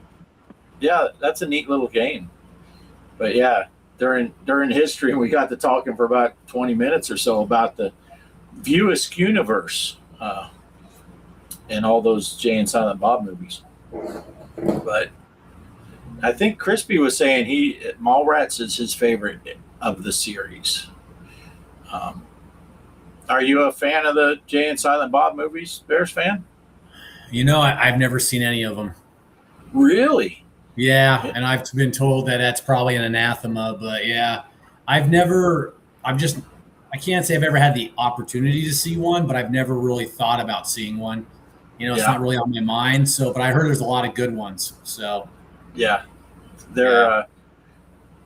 And if you start at the beginning, which is the original Clerks movie, it's in black and white, and it's 90% dialogue. It's a dialogue movie. They have hilarious topics, and there's a lot of funny stuff that's in there, but it's all dialogue based. It's it's shot in a convenience store, and then Mallrats expanded it. And See, there goes MGG right there. Yeah, for sure. Well, I heard you have to watch them in order, though, right? I heard you should watch them in order. You should. Okay. And definitely, you need to watch the first 4 before you watch Jay and Silent Bob Strike Back. Yeah. Because that movie is just a 2-hour callback movie. There's so many references. Yeah. A friend of mine, she watched Jay and Silent Bob Strikes Back, and she's like, "Yeah, I watched that movie. It was pretty good, but I felt lost a lot." And I brought all the other ones and said, "Here, watch them in this order." Yeah, you're the one I heard that from. I heard you tell that story, so you're the one I heard that from. Yeah, and then she watched Jay and Silent, and she goes, "Totally different movie now. It makes so much sense, and it's so much better because she got the jokes." Then maybe I need to do like a binge watching of all the movies then. So yeah, they're good. They're really. I watched Dogma first, which is the middle of the run. Okay. Because of all the controversy, Kevin Smith was getting death threats and stuff over Dogma. Yeah. And I was like, what's this movie all about? And I downloaded it back before the Bay even existed. There was no Surfing the High Seas. But I found it on a site, and I downloaded it. I put it on CD-ROMs. You couldn't even burn DVDs yet, so I put it on 2 CDs. And I just couldn't stop watching the thing. And then I immediately went out and did the research and found out, dude, I'm starting in the middle here. So I watched them all in a row. And then we went in a row. That's a Clerks reference, 37. we went and saw, my ex-wife and I went and saw Jay and Silent Bob Strikes Back in the theater. Okay. And we were probably right around, I don't know, 35 years old or so. And there was another couple around our age. And then there was an older couple. And they did not know what they were in for. And Kevin Smith will tell you, he's a lot of his stuff is dick and fart jokes, right? Yeah. And there's a pretty obvious fart joke in the beginning. And Kevin Smith himself even said, I thought I maybe should have cut that one. The fart joke later in the movie, he said that's 100%. It needs to be in the movie, but that first one was totally gratuitous. Well, they did that fart joke scene, and the two old people got up and left. They're like, okay, we don't need to see this. Yeah. Yeah.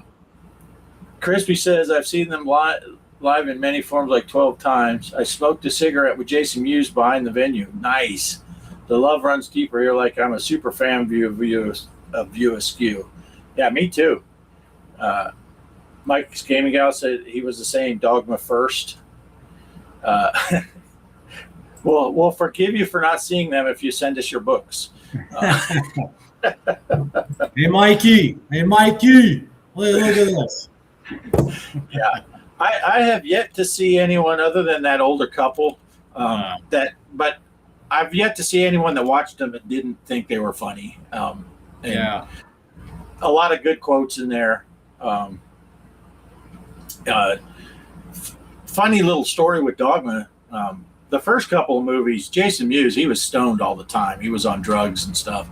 And then when they were shooting Dogma, now their budgets were getting bigger. And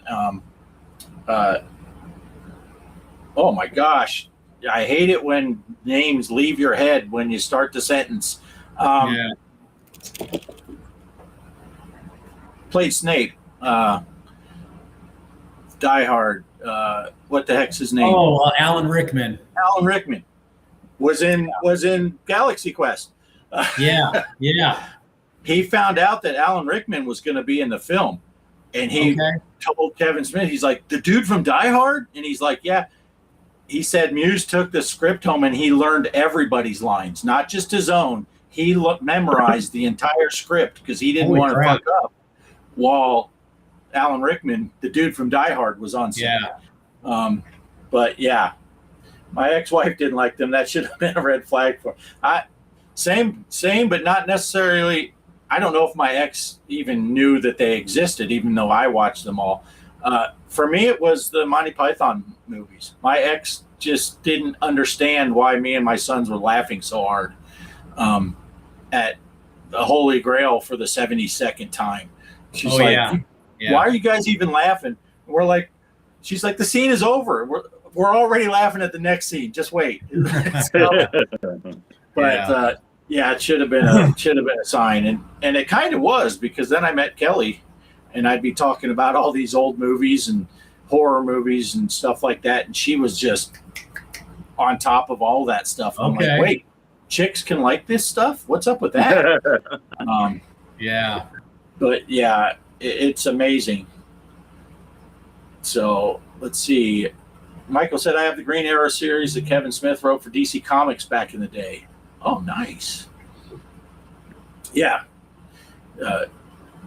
He's big into DC Comics and stuff, Kevin Smith, and he's involved in all that stuff.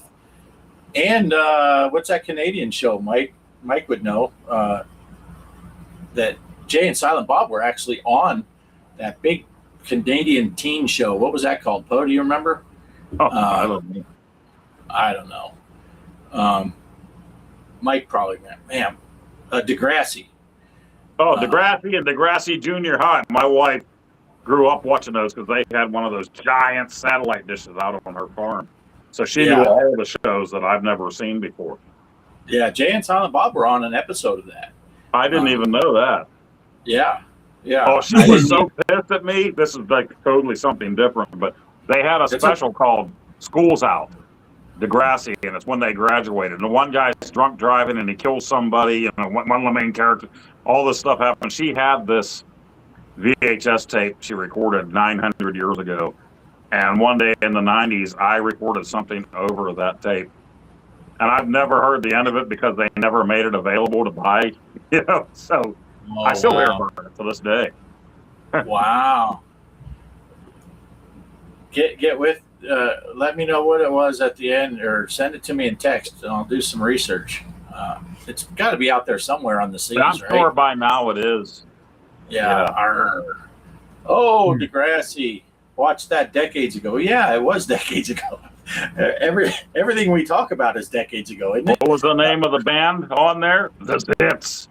I only know that because my wife was watching them all the time. Nice. Nice. Derek says, me. See, I had to go off camera here again, and I keep looking down. The neighbor's dog is loose again, and it loves my garage. Oh, So I don't think they even realize after I returned it the first time that it's running loose again. It keeps coming in here. yeah.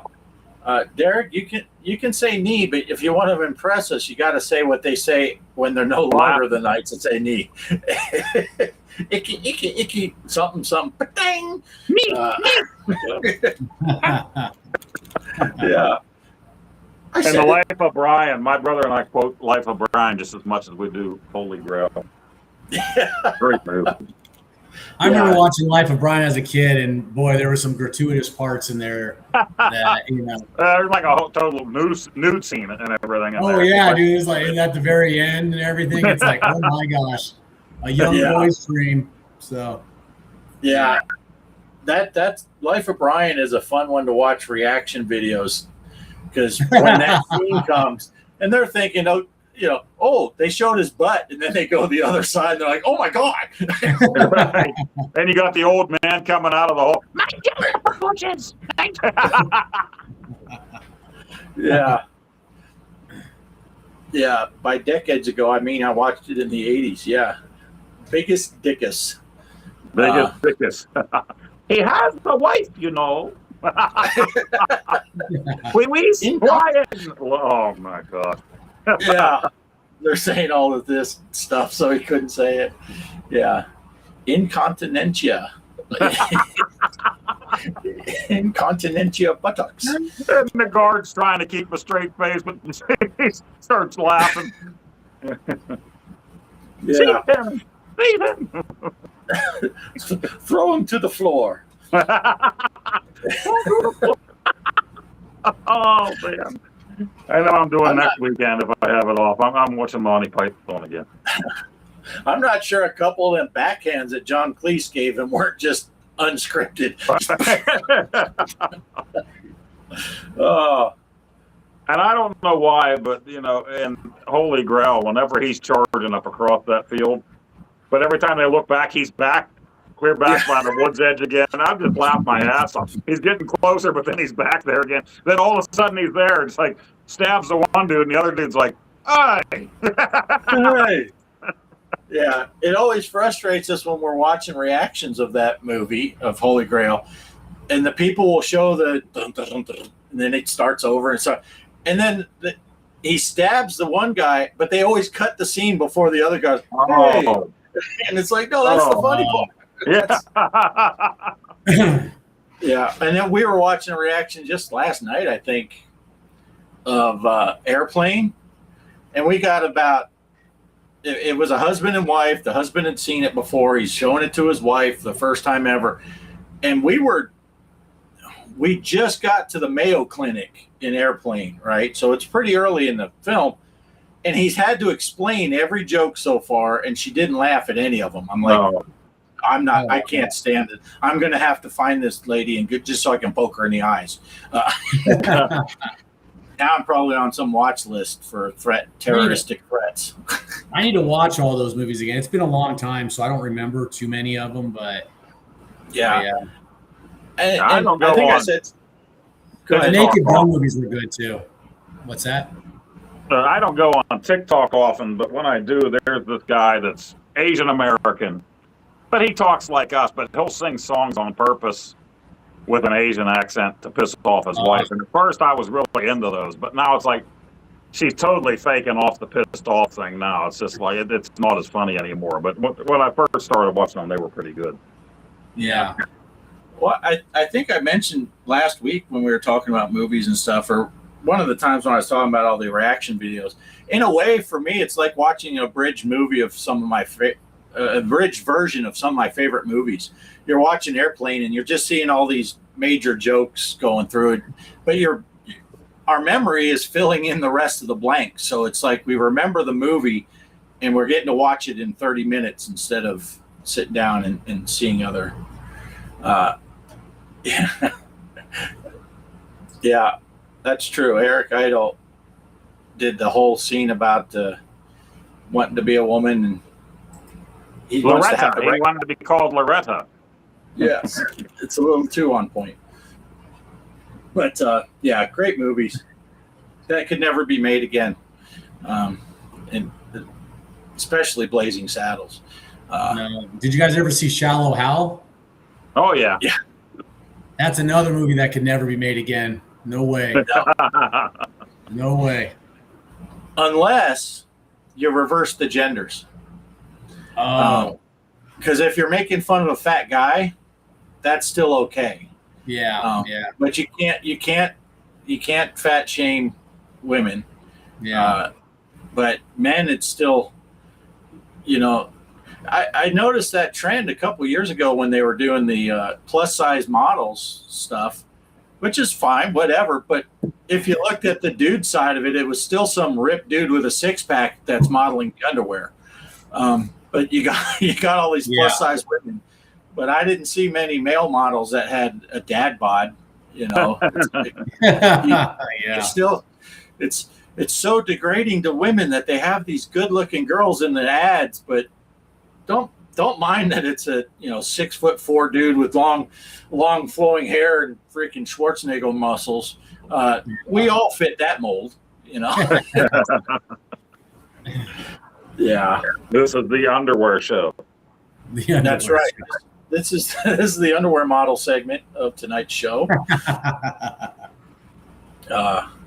I told you, I warned you before, Bears fan, that you never know where the show's going to go. Hey, I'm like that. I'm Mr. Squirrel, man. I'll be talking about one thing and then I squirrel to something else, and that's my personality. So it's all good. Yeah, I actually Oh, called. here we go. Here goes the mom jokes. I knew it. I knew once you started talking about underwear stuff, someone's gonna say something. Joke's on you, Mike. My mom doesn't wear underwear. He's gonna come back and say, "I know." Oh man, that's hilarious. Oh my gosh.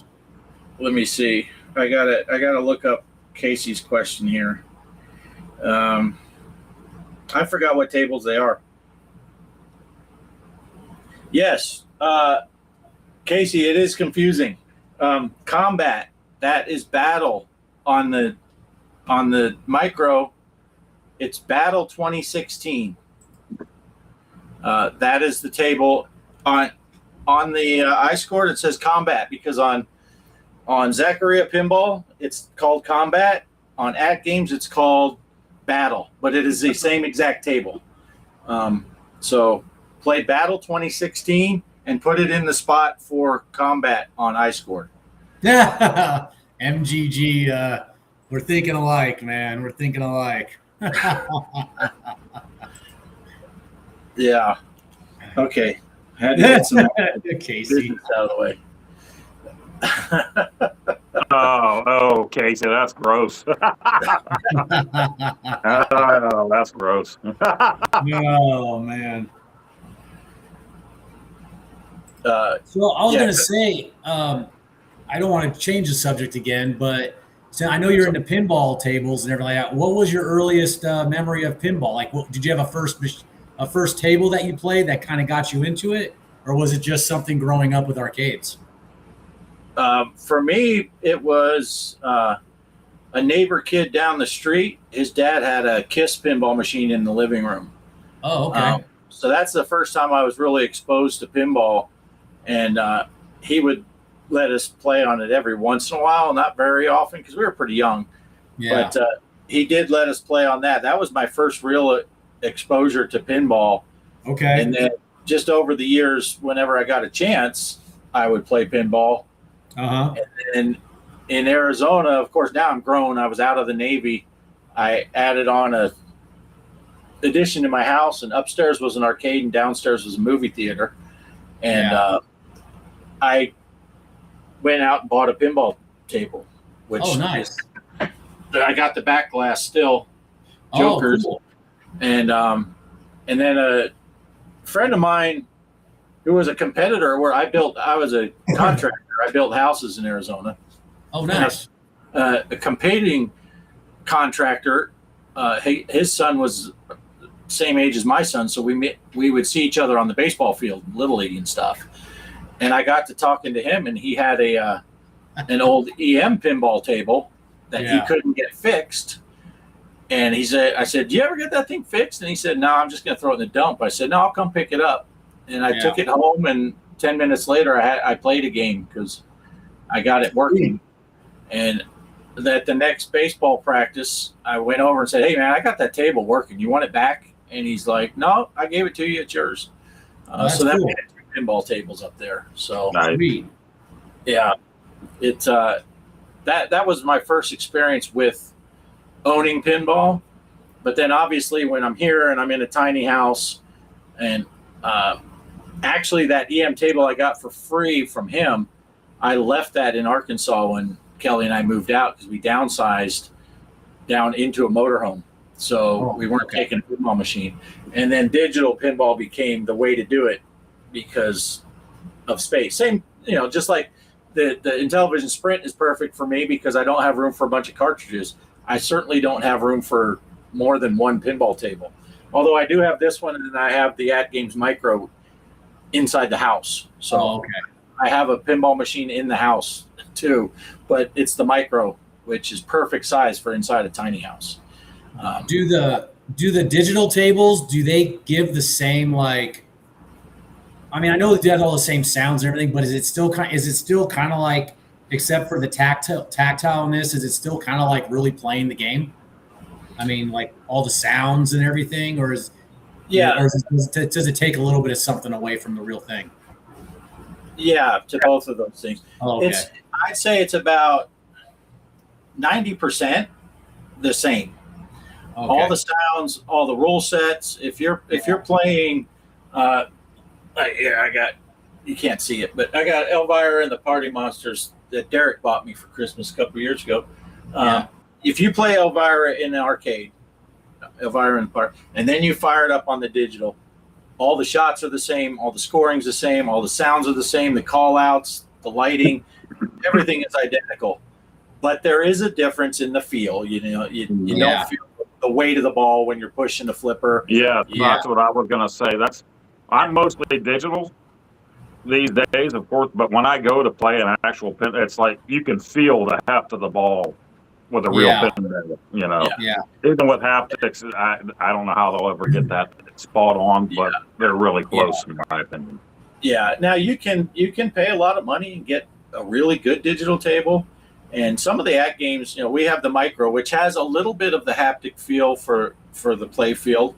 Oh. And then the full-size ones and the 4K pinball, they have an SSF kit that you put in, and it has a subwoofer. They have other speakers, so when the ball's rolling on the screen, the sound of the ball roll will move. Oh, wow. So if it's in the top left, you'll hear the ball in the top left. If it's in the top right or bottom left, wherever it is. Wow. You can hear the ball moving around, and they have exciters that will focus the rumble effect. So when you're holding it, even though your hands are at the flipper buttons down here, if your pop bumpers are up here, it fires those exciters. So the rumble is coming from that part of the table. Oh, that's pretty cool. I don't have any of that stuff. I could get one and put it in here, but you're talking hundreds of dollars to put all that stuff in. Yeah. And like I said, I feel like it's about 90% there, but that 10% that's missing is substantial. The feel of the actual pinball table, but it's just, at one point this thing had 500 tables on it. You're not going to have 500 tables at your house. Yeah. Even if you're not in a tiny house. Tofu. But And all the maintenance, right? You're not going to have to pay for all the maintenance. That is Paying the play field again, paying for lights and bumpers and rubber band or whatever, you know. Yeah. I still have a box here somewhere that has parts from pinball machines that I would just keep on hand when I own those two tables, because one of the pop bumpers would stop working. You got to get a solenoid for that. Your flipper's getting dead, so you got to get a solenoid for that. Light bulbs constantly. Both of my pinball tables, if you open the coin door, there were 2 boxes of each size light bulb on that table, because they just go out. Now they got LED kits and all that stuff, the modern stuff.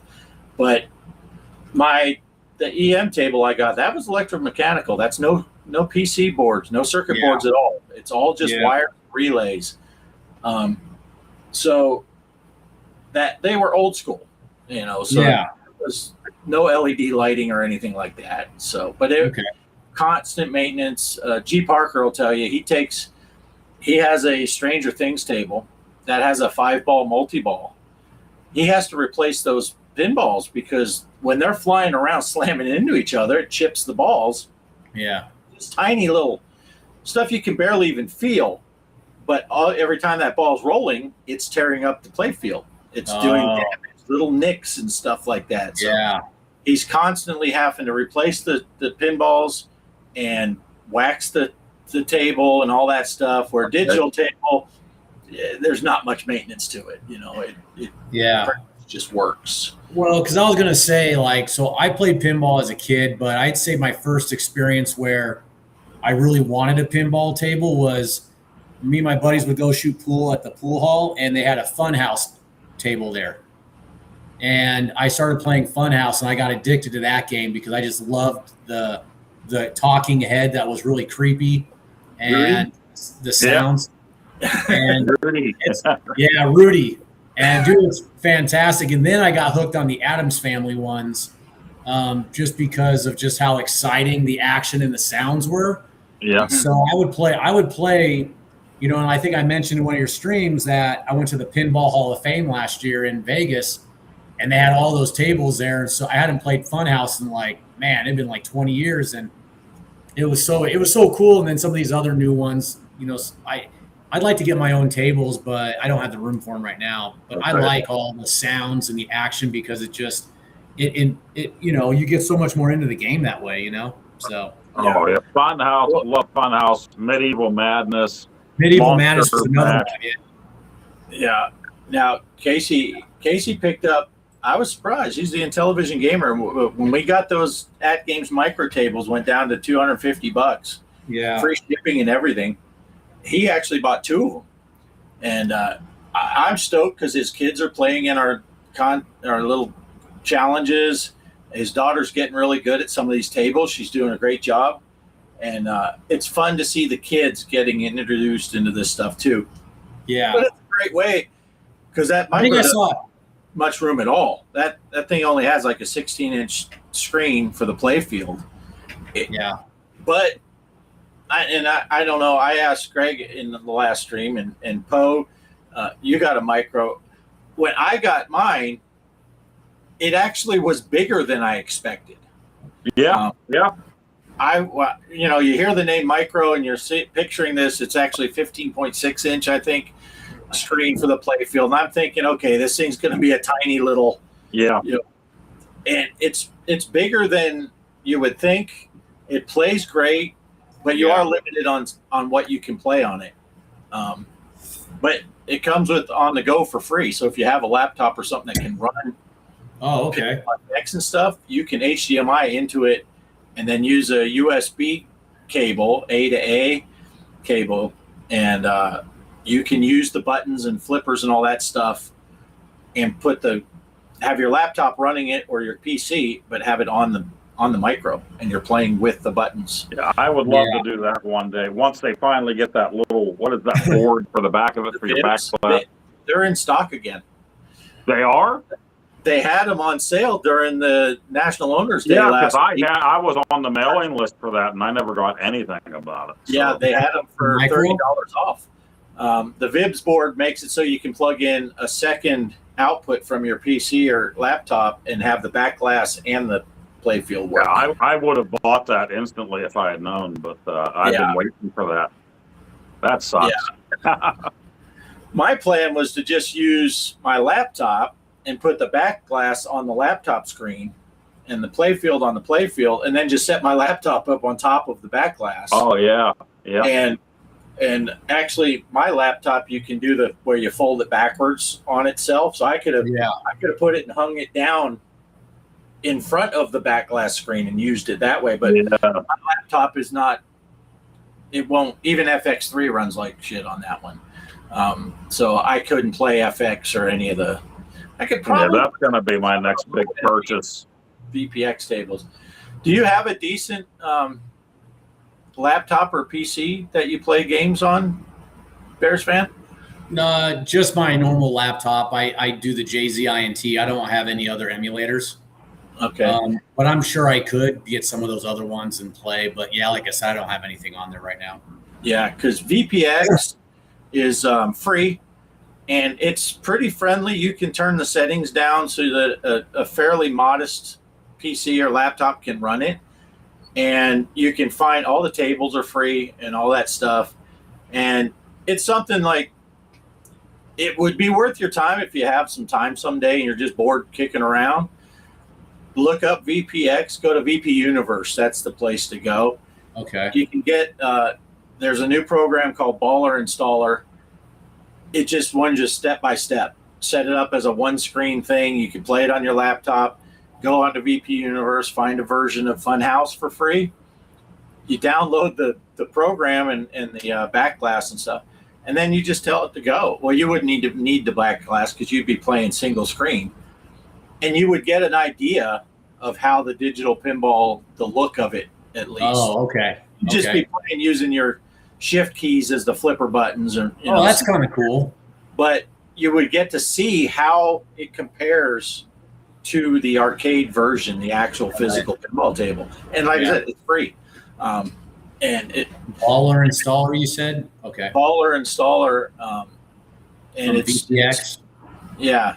And go to VP. I'll send you some links in Discord. Okay. And some people, they do some amazing stuff with VPX. And it's crazy that it's all free. Which is why they get away with making recreations of real tables, because nobody's making any money off it. It's not technically they're using the actual ROM code for that table, so it's the exact same rule set and everything. But because nobody ever charges for it, the pinball companies don't go after them. Oh, okay. But you're also not going to find like the brand new Jaws table and Godzilla and all those ones that come out in the last 3 years. You're not going to find any of those though, because there's too new. So, but I'll send you some links. Okay, cool. But it is interesting. It's not quite the same as the physical table, but it's darn close. And yeah, it's fun. It's fun.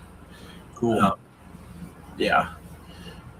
G. Parker has 2 physical tables, and now he has 3 digital tables. So he's and I know people that are digital only, and I know people that have had, like I did. I had physical tables, and now I'm digital only. Just not only the space, but the maintenance. Like Poe said, it is expensive to own a pinball table. That's what. Yeah, the people told me. You try to put in a new one, $15,000 for a freaking pinball table. It's the same thing like owning an iArcade instead of several arcade cabinets with CRTs, capacitors, and crap that you're going to have to replace stuff all the time. Put yourself in danger with these things. You get these like the iArcades where you can just throw the games on there. You know, so much easier and so much fun. Yeah. Yeah. Now, Derek put on here, I thought about using a portable screen with the main micro playfield too, putting it on top. And I've seen that, and especially when the VIBS board was not available, or if you're paying full price, which is $100, you can get like a $40 or $50 portable screen, and then just I've actually seen people say with the micro, it works out perfect. A little 8-inch screen. Just put Velcro tabs on the side. You peel it off when you're not using it. Stick it to it when you want to play your on-the-go stuff. And you don't need a VIBS board. You can just run a second screen. Well, that's cool. Michael says he wants an At Games table as well, but I'm saving my dough right now to make sure I get Zaxxon Arcade Physical when it comes out in October. Nice. Derek says he may have to reinstall Baller Installer, so he might do a video, so keep an eye out for that. Let's see. Yeah, and Derek has all the subwoofer and the SFF kit and all that. But he's had issues with his 4K. Yeah. I hope he gets that straightened That's out. cool.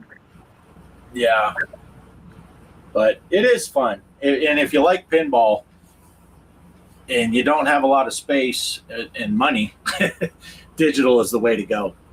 I may have to look into that because I want to get some pinball tables, but it sounds like it's very cost prohibitive to maintain and everything. Yeah. So And I don't know if do you have VR headset at all? I don't have anything modern. I would Okay. say the most modern system I got is a 3DS XL. But that's about it. So Yeah. yeah. Yeah. Like we said earlier, pinball is awesome in VR because Yeah.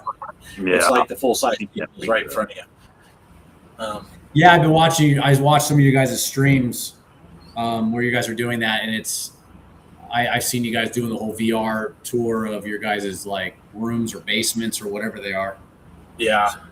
Yeah. I tell you, the only thing that would be better with that VR is if I could go in with Bart into his room and be there that'd be cool. playing a table or taking turns, that would be freaking awesome. Yeah, something like Walkabout does with the Right. mini golf, but do it with the pinball. That Right. would be amazing. Yeah. Because Walkabout mini golf is such a fun experience with friends. Yeah, Because and even it's one of those games that digital. it's like Fortnite. They keep adding to it. They keep going with it, and it just gets better every time, in my opinion. And there's nothing better than playing with a friend in that. Well, that's why we don't invite Derek to ever play with us. But there's something about it, even though it's in VR, and watching videos on YouTube does no justice to VR.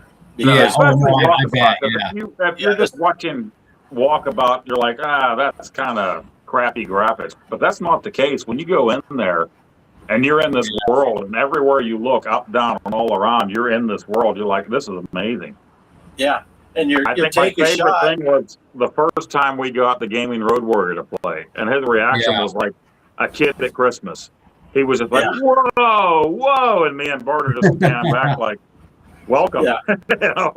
But there's something just about the idea when you're playing multiplayer, and I'm sure you played multiplayer games before with people and stuff, but when you're playing Walkabout mini golf and you put the ball and you shank it into the bushes or something, and then Poe gives you crap, and you can hear that he's over here, and you turn around and look, and there's his avatar standing right there. That's gotta be creepy, man.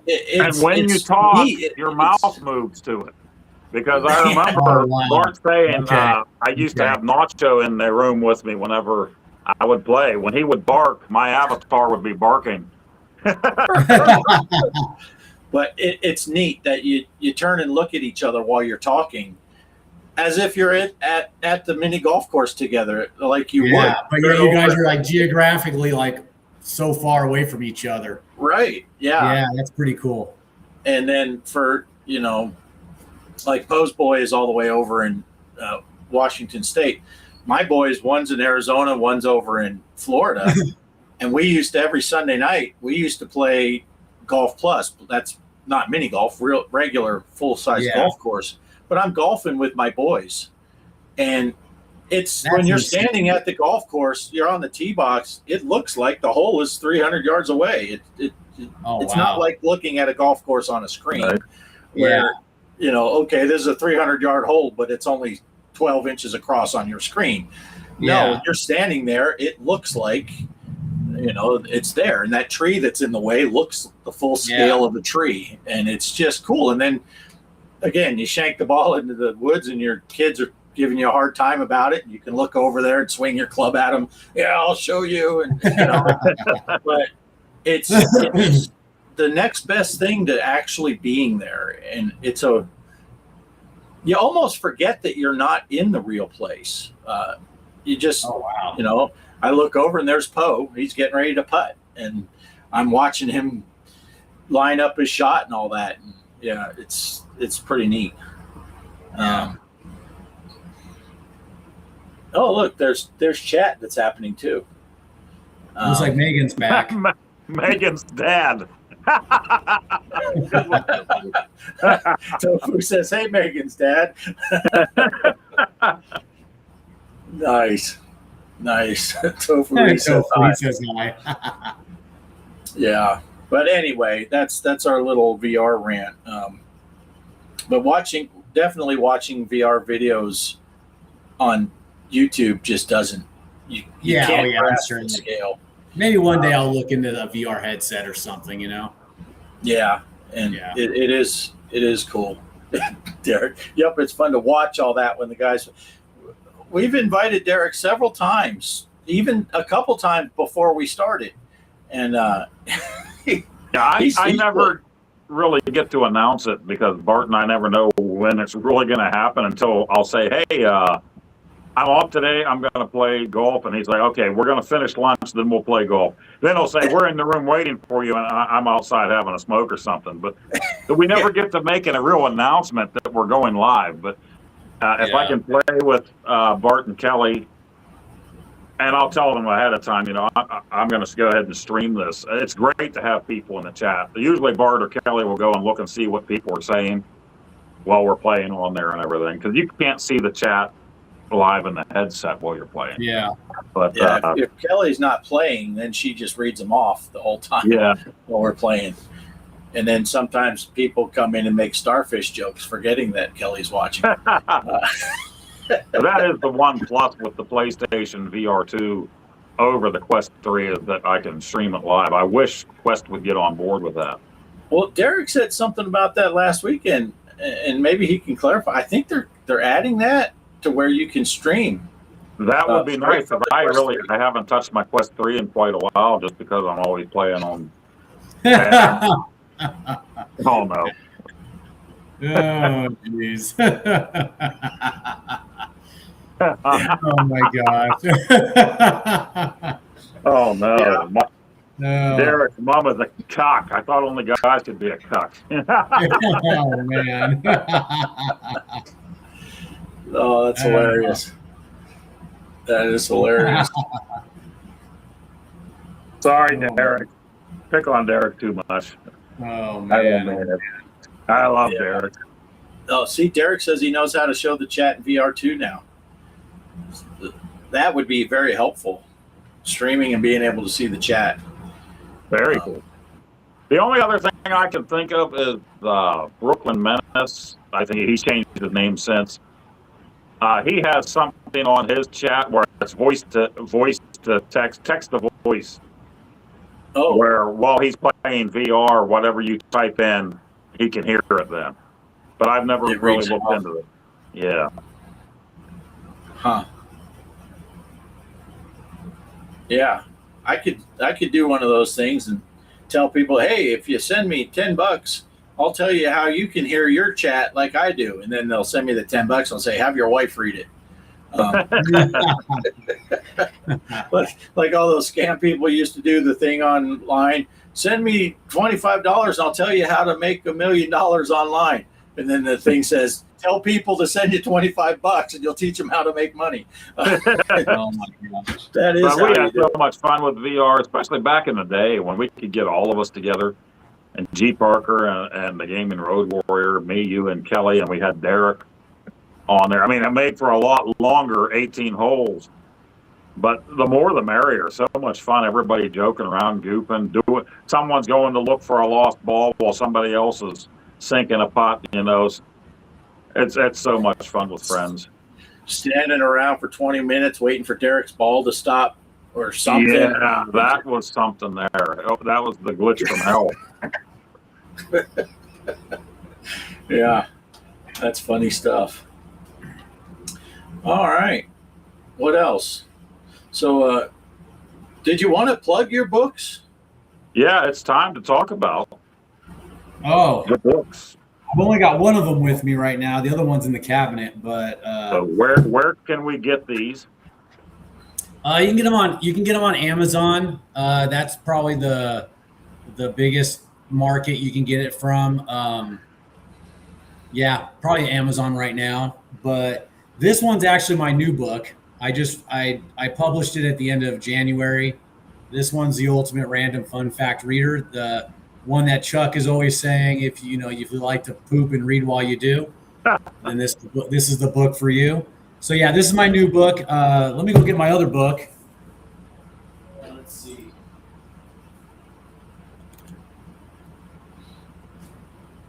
Any chance to get up and show that Bears jersey to Crispy? Oh yeah. I can't even think. My whole screen froze up. I can hear everything real time, but everything's froze here. So yeah. So this is the book I published last year, and then I published this one this year. So I basically use this one as an improvement on things I learned from this book. But this is the Random Fun Fact Vault. So you can find this on Amazon. You got to make sure you look for my pen name, The Factsmith.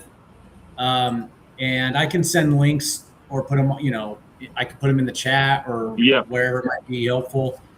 But yeah, both of these, I got the Random Fun Fact Vault and then the Random Fun Fact Reader, both by The Factsmith. This one, I got a free gift in there. You scan a QR code at the beginning, you get 7 more chapters.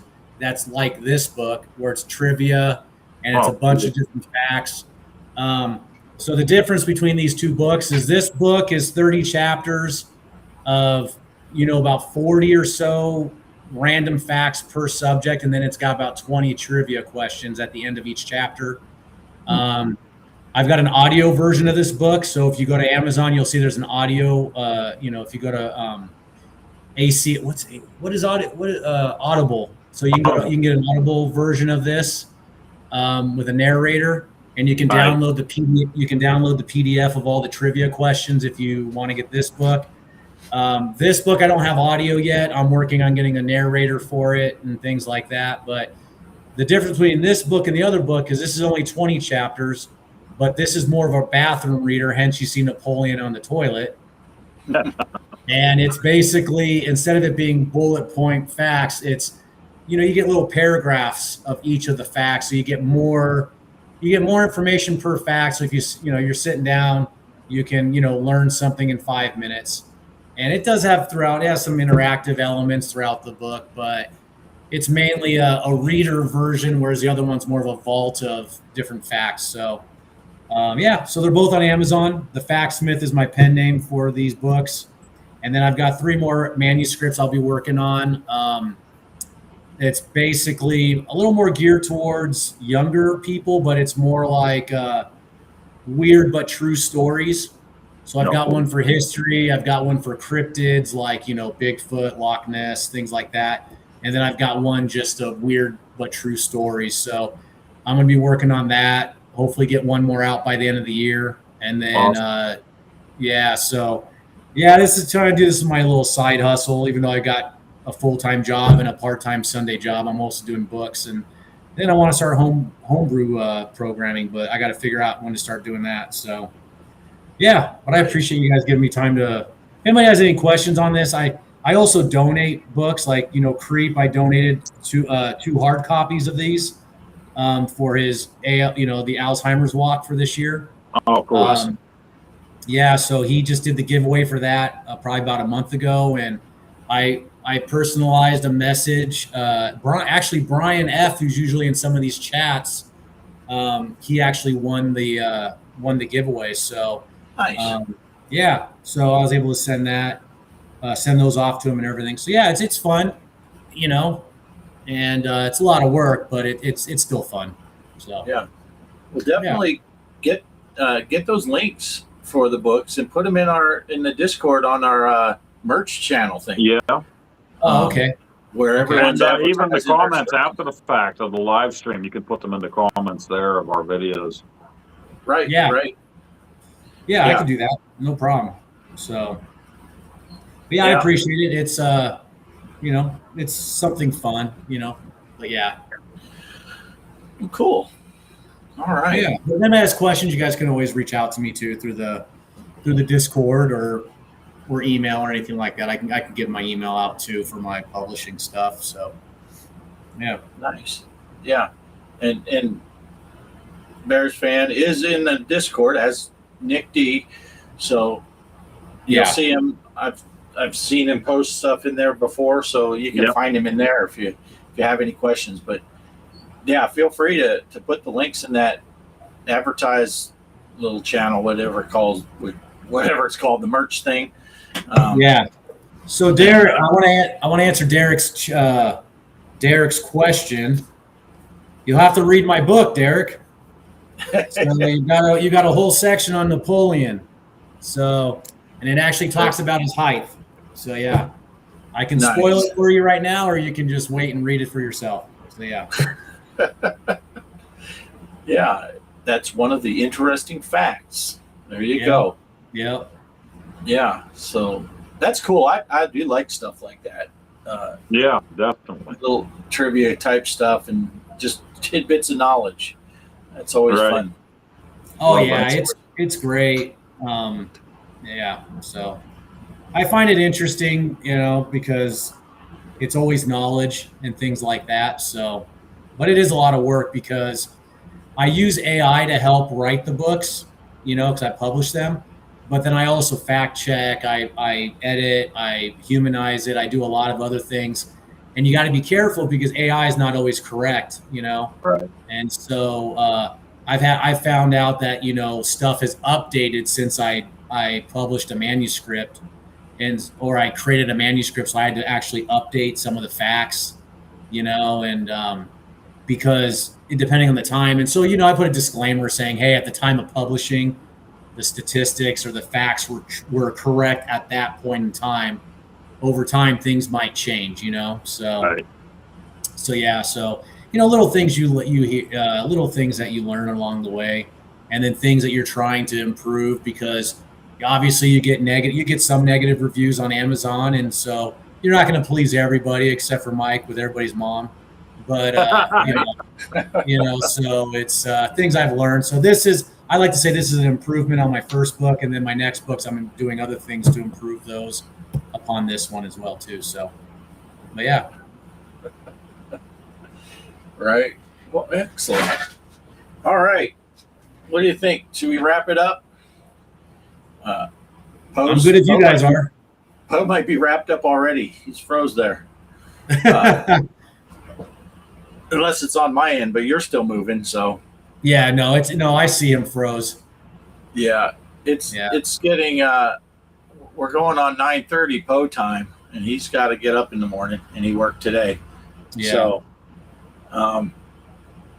anything else that you wanted to get out there? Anything you wanted to plug or talk about? Or well, I mean, if Crispy was still on, I just want to say, bear down, Crispy. Go Bears.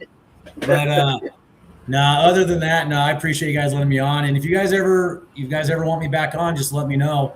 I kind of need a few weeks just because I'll have to just put in the time off because I usually work a 12-hour Sunday. So, yeah. So the only reason why I only worked 6 hours today was because I got back yesterday. So I didn't want to give myself a full 12-hour day right after. So, right. But if you ever want me back on for anything, yeah, I'd be happy to come on. I can always talk, as you can tell. Yeah. And we always tell people that once you've been on the show, you have the link. So oh, okay. Yeah. Anytime you want to come on, you're welcome to jump on here. Okay. And I jokingly say, but it is true, that if you jumped on and we didn't want you on, I just wouldn't put you on. So like, well, what's he doing? What's he doing in the green room right now? What's he doing back yeah. there? But and as you know, and as we say all the time, but you find out for real when you come on the show with us. We don't plan anything, so it's not like you'd be throwing a monkey wrench in if you said something, or But send a message anytime if you got a Sunday off or something. You're like, hey man, or Okay. next time you got a book coming out or something, let us know, and we'll definitely put you on. Or especially if you get to programming some Intellivision games, we would definitely like to talk to you about it. Yeah, I need to get into it. I mean, I know it's going to be time consuming, and I'm trying to focus on books, and so that's going to make it even more difficult to try to figure out programming at the same time I'm doing books as well. So, but I will say this: 2 projects I'd like to work on would be a 3 to 4 player snafu, which I know Casey's been talking about. Only reason why I say that is snafu is already created. You just have to hack it so that you can do 3 or 4 players as opposed to 1 or 2 players. And I know one thing that Brian's Man Cave and others have said is when you're first starting, try to take a game that already exists because you already have the premise of the game. You already know how it works, etc. And so it makes it a little bit easier to learn to code while you're making a game.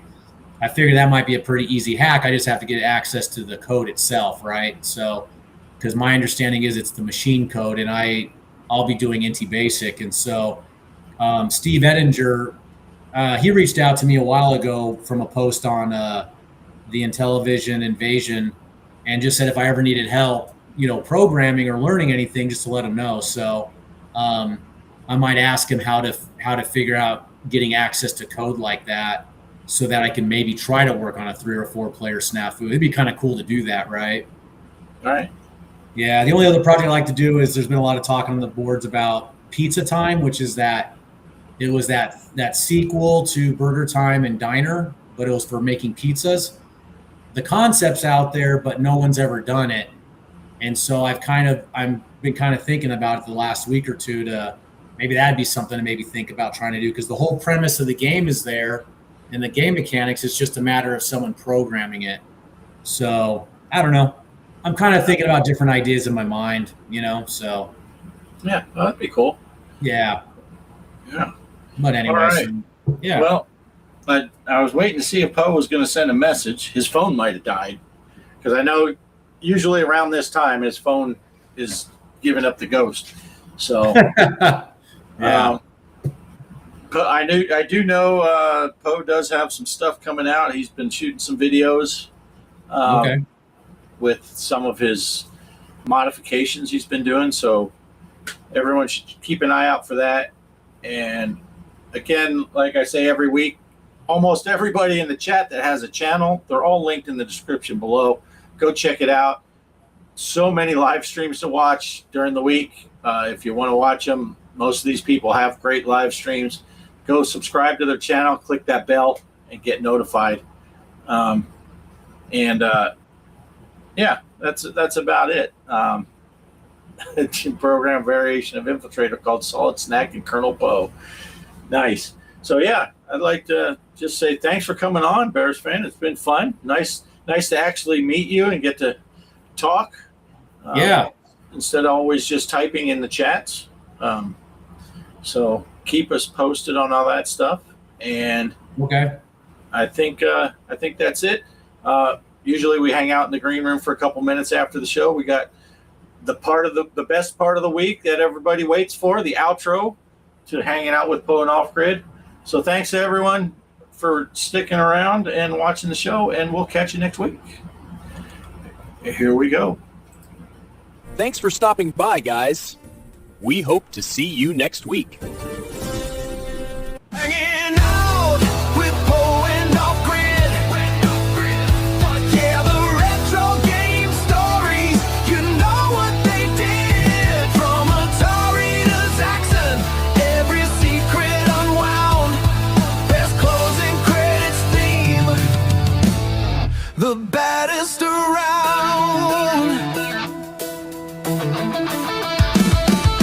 Flippers are flopping.